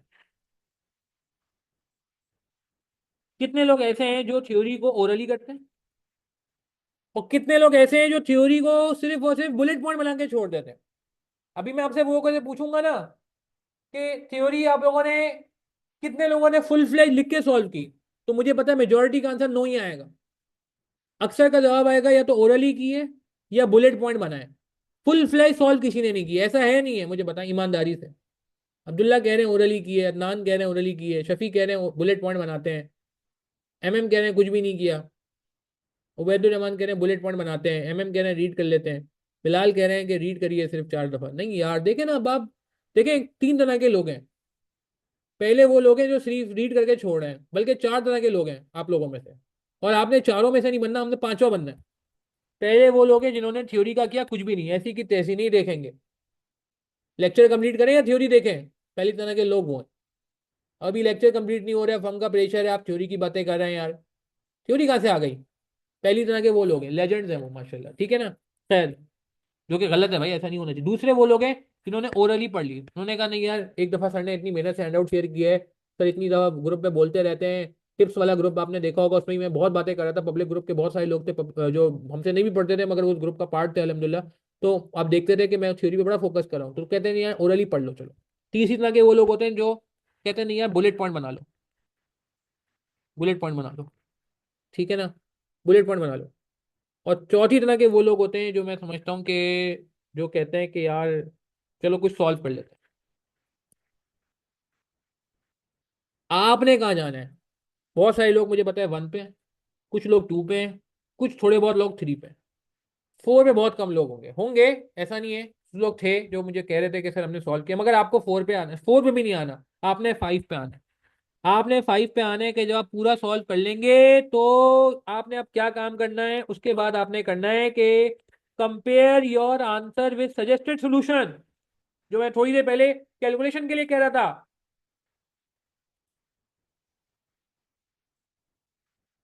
And write down missing points and document missing points.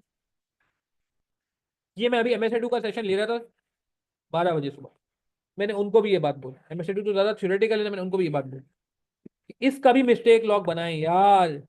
कितने लोग हैं जिन्होंने थ्योरी का मिस्टेक लॉग बनाया है? ईमानदारी से बताइएगा हाँ या ना। कितने लोग ऐसे हैं जिन्होंने वाकई थ्योरी का मिस्टेक लॉग बनाया? ये थ्योरी का ना एक मसला है। स्क्रीन शो नहीं हो रही, स्क्रीन शो हो रही होगी, बिल्कुल हो रही होगी, मुझे शो हो रही है दूसरी से। हाँ, तो थ्योरी का एक मसला है।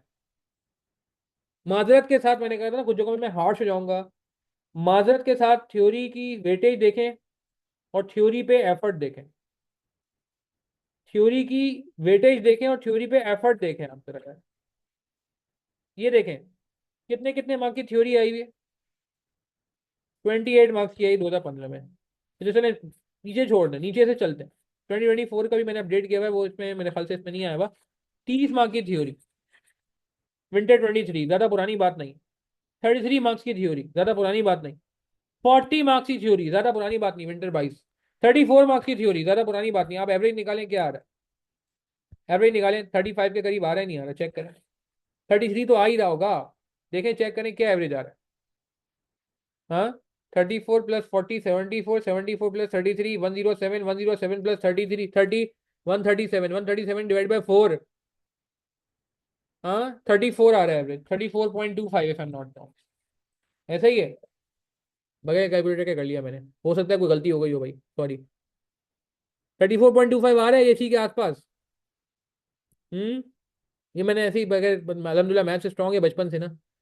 तो खैर, तो कहने का मतलब है कि यार अगर 1/3 पेपर मेरा थ्योरी है तो क्या मैं 1/3 एफर्ट कर रहा हूँ?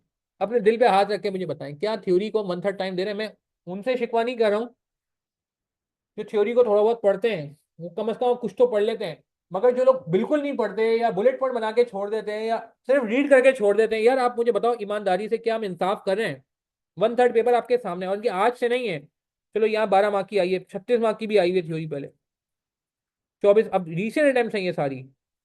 और आपको पता है कि आगे जाके उसने और थ्योरिटिकल होना है। मैं आपको आज एक बात कर रहा हूँ, आज मुझे कभी हैरानी नहीं होगी कि अगर बीएफडी का पेपर 50-50 हो जाए, यानी कि 50% थ्योरी आ जाए पेपर में, मुझे हैरानी नहीं होगी। मैं आपको आज बता रहा हूँ क्यों।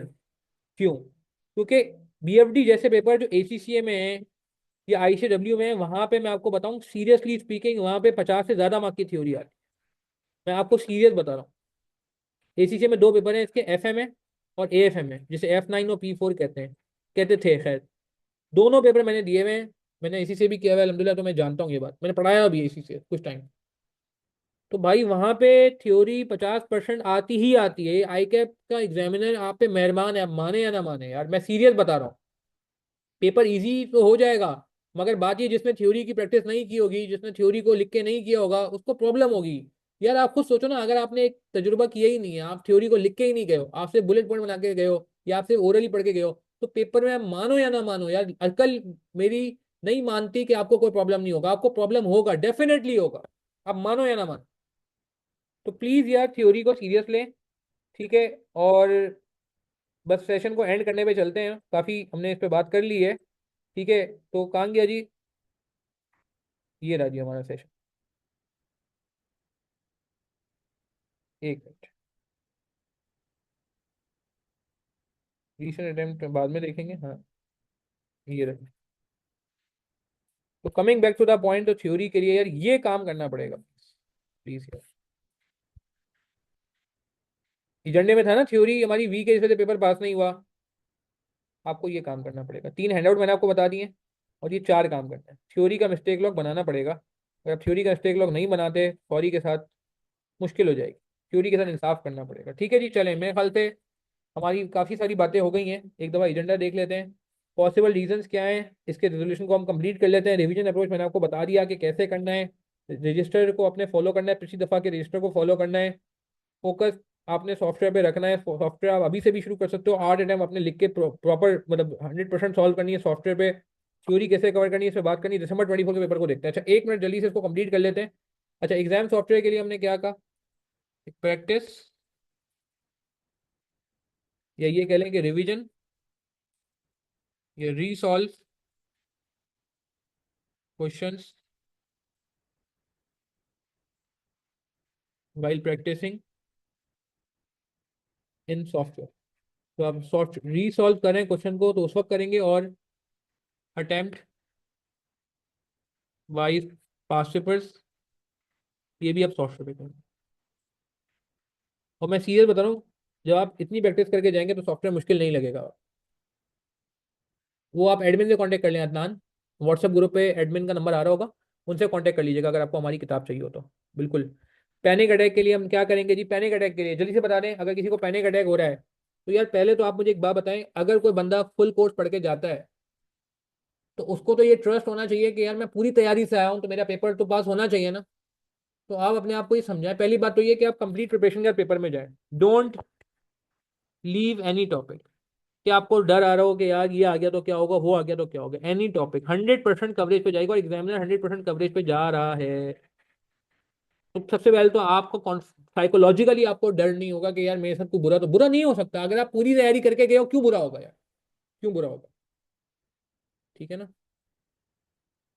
ये अप्रोच क्या होती है ये मैंने बता दी बिलाल। अप्रोच ये होनी चाहिए, ये अप्रोच होनी चाहिए। पूरा वापस सॉल्व करें चीजों को, पूरा वापस सॉल्व करें, रीसॉल्व। और रीसॉल्व कैसे करना है ये तरीका बता दिया, मिस्टेक लॉग के साथ करना है, और सोल्यूशन एंड में रेफर करना है। फिर उसके बाद अटेम्प्ट वाइज पेपर सॉल्व करें, इसकी भी सीखना, गलतियां नोट करनी है, इसका भी मिस्टेक लॉग बनाना है आपने। और फिर थ्योरी, इसका भी मिस्टेक लॉग बनाना है। 3 काम करने हैं, सारा वापस सॉल्व करना है, कॉन्सेप्ट पक्के करने हैं, फिर अटेम्प्ट वाइज पेपर सॉल्व करने, कम से कम 8 अटेम्प्ट के, ज्यादा हो जाए तो बहुत अच्छी बात है। और फिर रिटर्न प्रैक्टिस ऑन थ्योरी, ये बेस्ट है। टॉपिक की सीक्वेंस में बता देता हूँ, 1 मिनट। हाँ बीच में वरना रह जाएगी बात। टॉपिक की सीक्वेंस बता देता हूँ, टॉपिक की सीक्वेंस थोड़ी चेंज कर लें। अगर किसी का बीएफडी एक से ज्यादा 2 बार हो चुका है, नॉर्मली मैं बीएफडी में इन्वेस्टमेंट मिडल से स्टार्ट कराता हूँ कि रिवाइज सीक्वेंस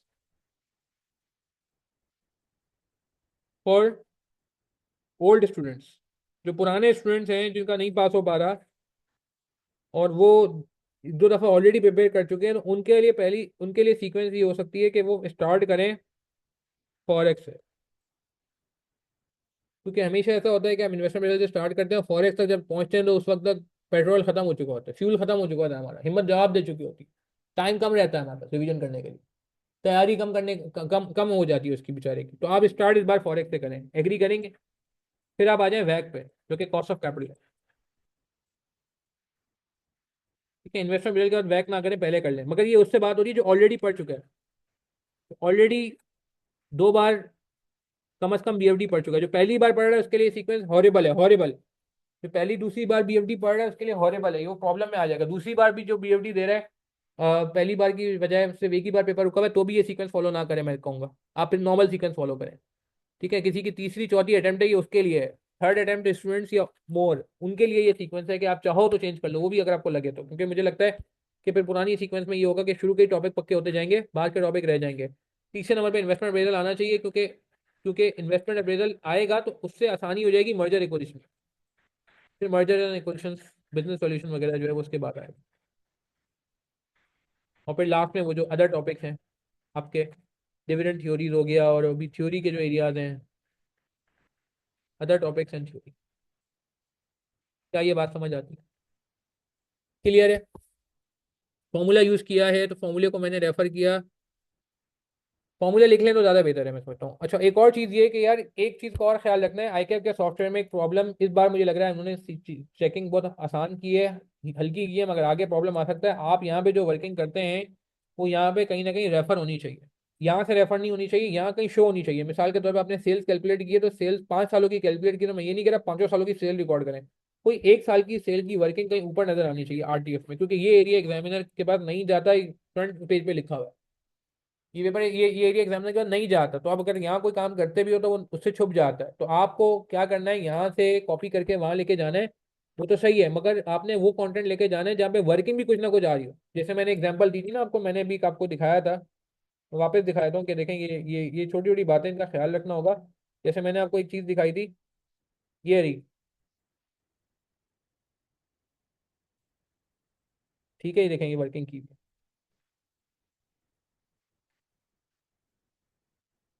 देख रहे हैं। 1 मिनट में ऊपर एक जगह मैंने कुछ वो भी दिखाया था, न्यूमरेटर डिनोमिनेटर में सॉल्व किया हुआ था। ठीक है जी, एक जी। तो ये ना हो कि आपकी वर्किंग बिल्कुल शो ना हो रही हो, बिल्कुल वर्किंग ना शो करना ना मैं कहूँगा आपके लिए प्रॉब्लमेटिक हो सकता है। अब जैसे यहाँ पे आप देखें, मैंने फॉर्मूला भी शो किया, हम आईआरआर का फॉर्मूला भी शो किया हुआ है। आईआरआर कैसे निकाला मैंने शो किया हुआ है। ये नहीं कि डायरेक्ट आईआरआर लिख दिया, अब डायरेक्ट आईआरआर निकाल सकते हैं फॉर्मूले में, वो उसमें एक्सेल में प्रोविजन अवेलेबल है। मगर बात ये ना कि यार अगर एग्जामिनर को वर्किंग नहीं समझ आएगी तो मार्क्स नहीं देगा। तो ये कुछ बारीकियां जिनका हमें ख्याल करना होगा। अच्छा चले कंक्लूजन की तरफ चलते हैं। तो जी क्या बात हो रही थी हमारी, हाँ, तो coming back to the point के ये भी हमें ख्याल करना होगा कि सॉफ्टवेयर पे हम जो काम कर रहे हैं वो उसमें कोई ना कोई वर्किंग जरूर रेफर हो जाए, वरना प्रॉब्लम होगा हमें। अच्छा, मिस्टेक्स एंड रेजोल्यूशन, तो हमने ये बात कर ली कि पैनिक अटैक ना हो, इसके लिए आप कोई भी टॉपिक ना छोड़ के दें। और दूसरा बहुत इंपॉर्टेंट ये कि सॉल्व अटेम्प्ट वाइज पेपर। जब आप अटेम्प्ट वाइज पेपर सॉल्व करेंगे तो जो मिस हैंडलिंग ऑफ पेपर है ये इशू काफी हद तक एड्रेस हो जाएगा। अटेम्प्ट वाइज पेपर सॉल्व करेंगे तो आपको पता चल जाएगा कि कौन सा सवाल पहले करना चाहिए, कौन सा बाद में करना चाहिए। मैं अभी ज्यादा उस पर बात नहीं कर रहा, टाइम मैनेजमेंट कैसे करनी है और कौन सा सवाल पहले अटेम्प्ट करना है, ये पेपर से पहले मैं ऑलरेडी डिस्कस करता रहता हूँ अपने टिप्स वाले ग्रुप में। अच्छा, स्पीड और टाइम मैनेजमेंट के लिए आप क्या करेंगे? नंबर वन, पहला काम आपके जो सबसे इंपॉर्टेंट है वो ये है कि आपने अगेन इसमें भी अटेम्प्ट वाइज पेपर सॉल्व करें। जो अटेम्प्ट वाइज पेपर है वो आपकी स्पीड को इंप्रूव करेगा। Attempt wise pass paper in time constant, in time bound, क्या कहते हैं, इन्वायरमेंट। तो टाइम बाउंड इन्वायरमेंट में हमने कहा था कि अटेम्प्ट वाइज पेपर सॉल्व करने, तो उससे आपकी स्पीड इंप्रूव होगी। और दूसरा, प्रैक्टिस।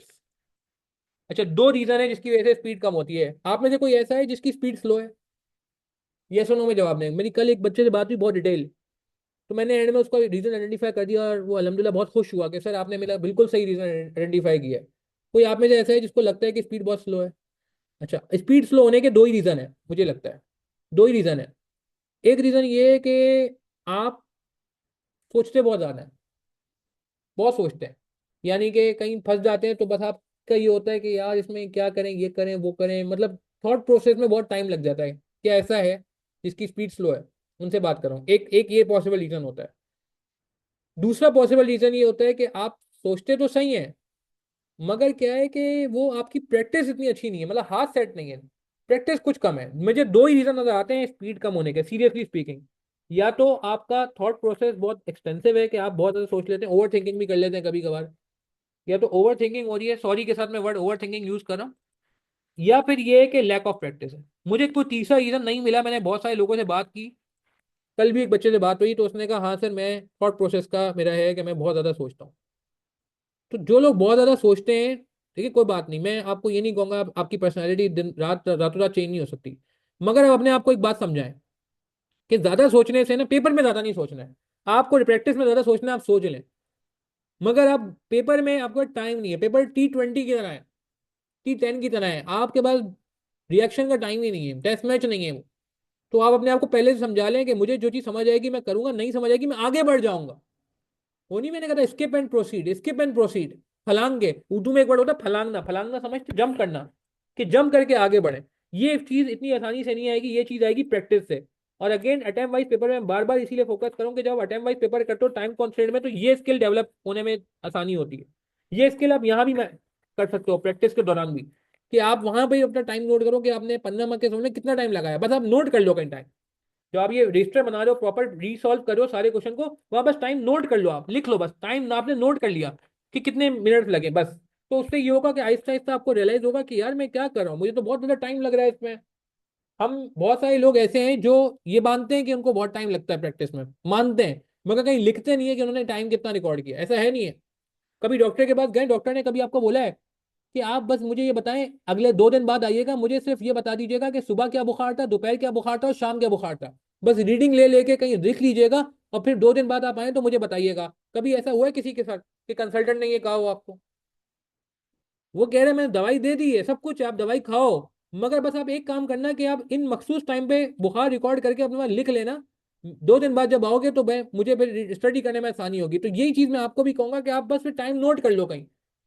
वो ऑटोमेटिकली ऑटोमेटिकली जब आप नोट करोगे तो आपके जहन में कहीं ना कहीं बैक ऑफ द माइंड बैठ जाएगा कि नहीं यार मुझे इंप्रूव करना है। और practice, extensive practice, extensive practice, ये दो टेक्निक है जिससे आपकी अपनी स्पीड इंप्रूव होगी। ठीक है जी। थॉट प्रोसेस को आपने plus shorten the thought process. अच्छा जी, bad performance in theory, theory के लिए already discussed extensive approach. Extensive approach में ऑलरेडी डिस्कस कर चुका हूँ आपसे, थ्योरी कैसे कवर करनी है थोड़ी देर पहले।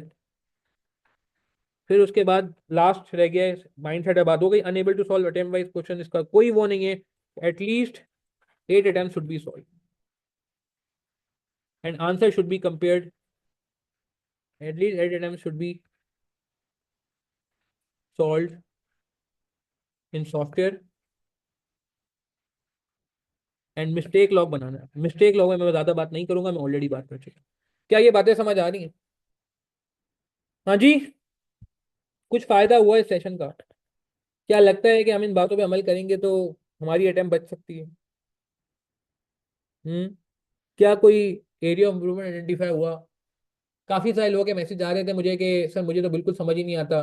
तो मैं आपको ये कहूंगा कि यार ये मैंने सारे काम बता दिए हैं। थ्योरी कैसे करनी है बता दिया है, पासेबल कैसे करने हैं बता दिया है, सही है, प्रैक्टिस कैसे करनी है बता दिया है, सॉफ्टवेयर कैसे इस्तेमाल करना है बता दिया है। अगर आप ये सारे काम कर रहे थे फिर पास नहीं हुआ, मैं कहूँगा बैड लक है। बैड लक है सीरियसली स्पीकिंग। और अगर इनमें से कोई एक चीज भी रहती है तो यार आई कैप का एक रूल है, आई कैप का एक उसूल है, मैंने जो समझा आई कैप को वो ये समझा है कि आपके एफर्ट में कोई कमी नहीं होनी चाहिए, वरना आई कैप रोक सकता है। जरूरी नहीं है रोक दे हर किसी को, जरूरी नहीं है। हो सकता है कोई बंदा ऐसा हो जो कहे मैंने इसमें से तीन चार बातें तो की नहीं थी मैं फिर भी पास हो गया, ऐसा हो सकता है, बिल्कुल इट्स ओके। बट अगर आपका नहीं हुआ ना पास, अब आपको ये काम करना पड़ेगा, करना पड़ेगा, करना पड़ेगा। आखिरी बात करूंगा, सेशन एंड कर रहा हूँ, काफी लंबा हो गया मेरे हिसाब से, 1.25 घंटे में खत्म कर देना चाहिए था हमें। आखिरी बात मैं करूंगा जो मैं हमेशा करता हूँ, ये मेरा एक बहुत स्ट्रांग ईमान है और मैं समझता हूँ कि हर किसी का स्ट्रांग बिलीफ होना चाहिए। जो अक्सर मैं अपने सेशन में ही बात करता हूँ कि भाई देखें, मैं जितनी मेहनत कर दूँ, मैं जितनी आपको टेक्निकें बता दूँ, ये सारे टोटके बता दूँ, हाँ, रीजंस बता दूँ, रेजोल्यूशन बता दूँ, जितनी मेहनत आपके साथ कर लूँ, आपके जितने जवाब दे दूँ मैं पेपर से पहले इंडिविजुअली क्वेरीज के, सही है ना, प्रैक्टिस सेशन करा दूँ, आप जितनी मेहनत कर लें, आप जितनी एफर्ट कर लें, आप जितनी जान मार दें, आप रातों रात पढ़ते रहें, एक बात ध्यान में रहे कि हमारा एक ही काम है, वो है मेहनत करना। मैं भी मेहनत करता हूँ, अभी मेहनत करते हैं, हम सब मेहनत करते हैं। हमें अपनी मेहनत में कोई एक भी, जैसे कहते हैं ना, कि कमी नहीं करनी। मगर दूसरी तरफ हमें ये बात भी समझनी होगी, ये बात भी सोचनी होगी, ये बात भी हमें पता होनी चाहिए कि हमारी मेहनत से पेपर पास नहीं होता खाली खाली। हमारी मेहनत तो शर्त है, ये तो बेसिक शर्त है, तो पहली शर्त है। ये तो हजरत मूसा अलैहिस्सलाम को भी अल्लाह ताला ने क्या कहा था, याद है? फिरौन के सामने क्या कहा था कि वो फेंको अपना वो जो लकड़ी थी वो फेंको। जब तक वो लकड़ी नहीं फेंकोगे अज्जा नहीं बनेगा यार। आप लकड़ी फेंकोगे तो अज्जा बनेगा। वो डर रहे थे बहुत, उन्होंने कहा आप लकड़ी फेंको, रस्सी जो भी थी रस्सी थी वो आप फेंको तो सही। फिर वो बहुत बड़ा अज्जा बना, उसने सब अज्जे को खा लिया। मगर पॉइंट ये, स्टार्टर ट्रिगर किसने दबाया, ट्रिगर कहाँ से दबाया? वो कहा कि आपको दबाना पड़ेगा। तो सेम ये है कि यार स्टार्ट हमें करना पड़ेगा। मगर हमें इस बात का यकीन होना चाहिए कि ये सारी एफर्ट के बाद अल्लाह ताला की मर्जी शामिल होना जरूरी है। अल्लाह ताला की मर्जी शामिल होगी तो हम पास होंगे, वरना पास नहीं हो सकते। तो अल्लाह ताला की मर्जी कैसे शामिल होगी? उसके लिए यही तय कि हम दुआ करें, दुआ करें अल्लाह ताला से कि अल्लाह ताला मैंने मेहनत कर ली, मैं मेहनत कर रहा हूँ, मेहनत करूंगा, मेहनत करता रहूंगा। मगर मुझे ये बात पता है कि आपकी मर्जी के बगैर पेपर पास नहीं हो सकता, ठीक है?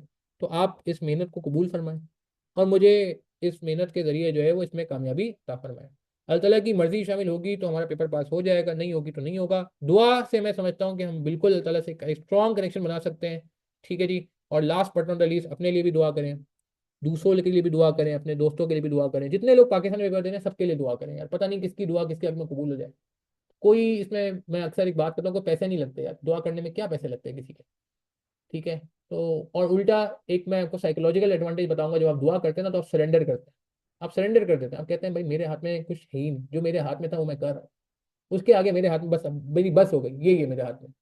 तो आप एक तरह से सरेंडर कर रहे हैं, आप अपनी जो जैसे कहते हैं ना बर्डन है वो ट्रांसफर कर रहे हैं कि अल्लाह ताला को दे रहे हैं कि भाई अब आप ही संभालें। तो ये आपको साइकोलॉजिकली भी आपको स्ट्रॉन्ग करेगा, आप माने या ना माने, आपको साइकोलॉजिकली भी फ्री करेगा। और रात को ये सोच के सोएं, ये सोच के सोएं, जो कहते हैं ना नींद नहीं आती, आप ये सोच के सोएं। ये मैंने करके देखा तो मुझे तो बहुत फर्क पड़ा था। जब मैं पेपर में बैठता था मुझे भी बड़ा इशू था कि नींद नहीं आती थी, 3-3 बजे तक मैं बैठा रहता था, 1 बजे पढ़ाई खत्म कर दिया करता था और 2 घंटे तक ये सोचता रहता था कि यार ये पेपर पास नहीं होगा तो क्या होगा, ये सवाल आ गया तो क्या होगा, वो चीज़ आ गई तो क्या होगा, अटेम्प आगे बढ़ गई तो क्या होगा। और ये सोचते सोचते 2 घंटे ज़ाया हो जाते थे और फिर मैं सोचता था कि यार ये 2 घंटे मैंने सोच सोच में ज़ाया किए, मैं पढ़ ही लेता। तो ना पढ़ने के रहते हैं आप, ना आप जो है ना क्या कहते हैं सोने के रहते हैं आप। तो उसका हल यही है कि भाई, ये होता है मुझे पता है बहुत सारे लोगों के साथ होता है, ये पेपर से पहले काफ़ी होता है। तो इसका हल यही है कि आप सोने से पहले बस अल्लाह ताला से दुआ करें और अल्लाह ताला के सपोर्ट करते हैं कि जी ठीक है, हमने एफर्ट की आज के दिन, जो मैं कर सकता था, अब आपके हवाले। ठीक है जी। चलें, अपना ख्याल रखिएगा प्लीज़, दुआ में याद रखिएगा। वंस अगेन बहुत ज़्यादा जो है ना क्या कहते हैं, मैं समझता हूँ कि हम पे जिम्मेदारी है और इंशाल्लाह जैसे मैंने कहा कि हम तैयार कर रहे हैं, इंशाल्लाह इस बार हम पेपर निकालेंगे, लिख के भी लगा देंगे। और जितनी भी बातें मैंने आपको बताई हैं, कोई एक बात में भी हम डंडी नहीं मारेंगे, ठीक है जी। मैक्सिमम एफर्ट करनी है, मिलकर एफर्ट करनी है, जहाँ पे मेरे एफर्ट की ज़रूरत है मैं अवेलेबल रहूँ। अभी थोड़ा सा बैकलॉग है मेरे पास मैसेजेस का, क्योंकि मैंने आपको बताया काफ़ी सारे मैसेज आए हैं, कुछ स्कीम चेंज होने की वजह से भी लोग परेशान है पेपर सिलेक्शन के लिए, तो इस वजह से थोड़े ज़्यादा मैसेज आ गए, नॉर्मल मैसेजेस से ज़्यादा। तो आप बाकी मुझसे बिल्कुल मैसेज करके गाइडेंस ले सकते हैं। अल्लाह ताला आप सबको कामयाब फरमाए, आमीन सुम आमीन। Thank you very much for joining. अस्सलाम वालेकुम रहमतुल्लाहि व बरकातहू। जज़ाकल्लाह।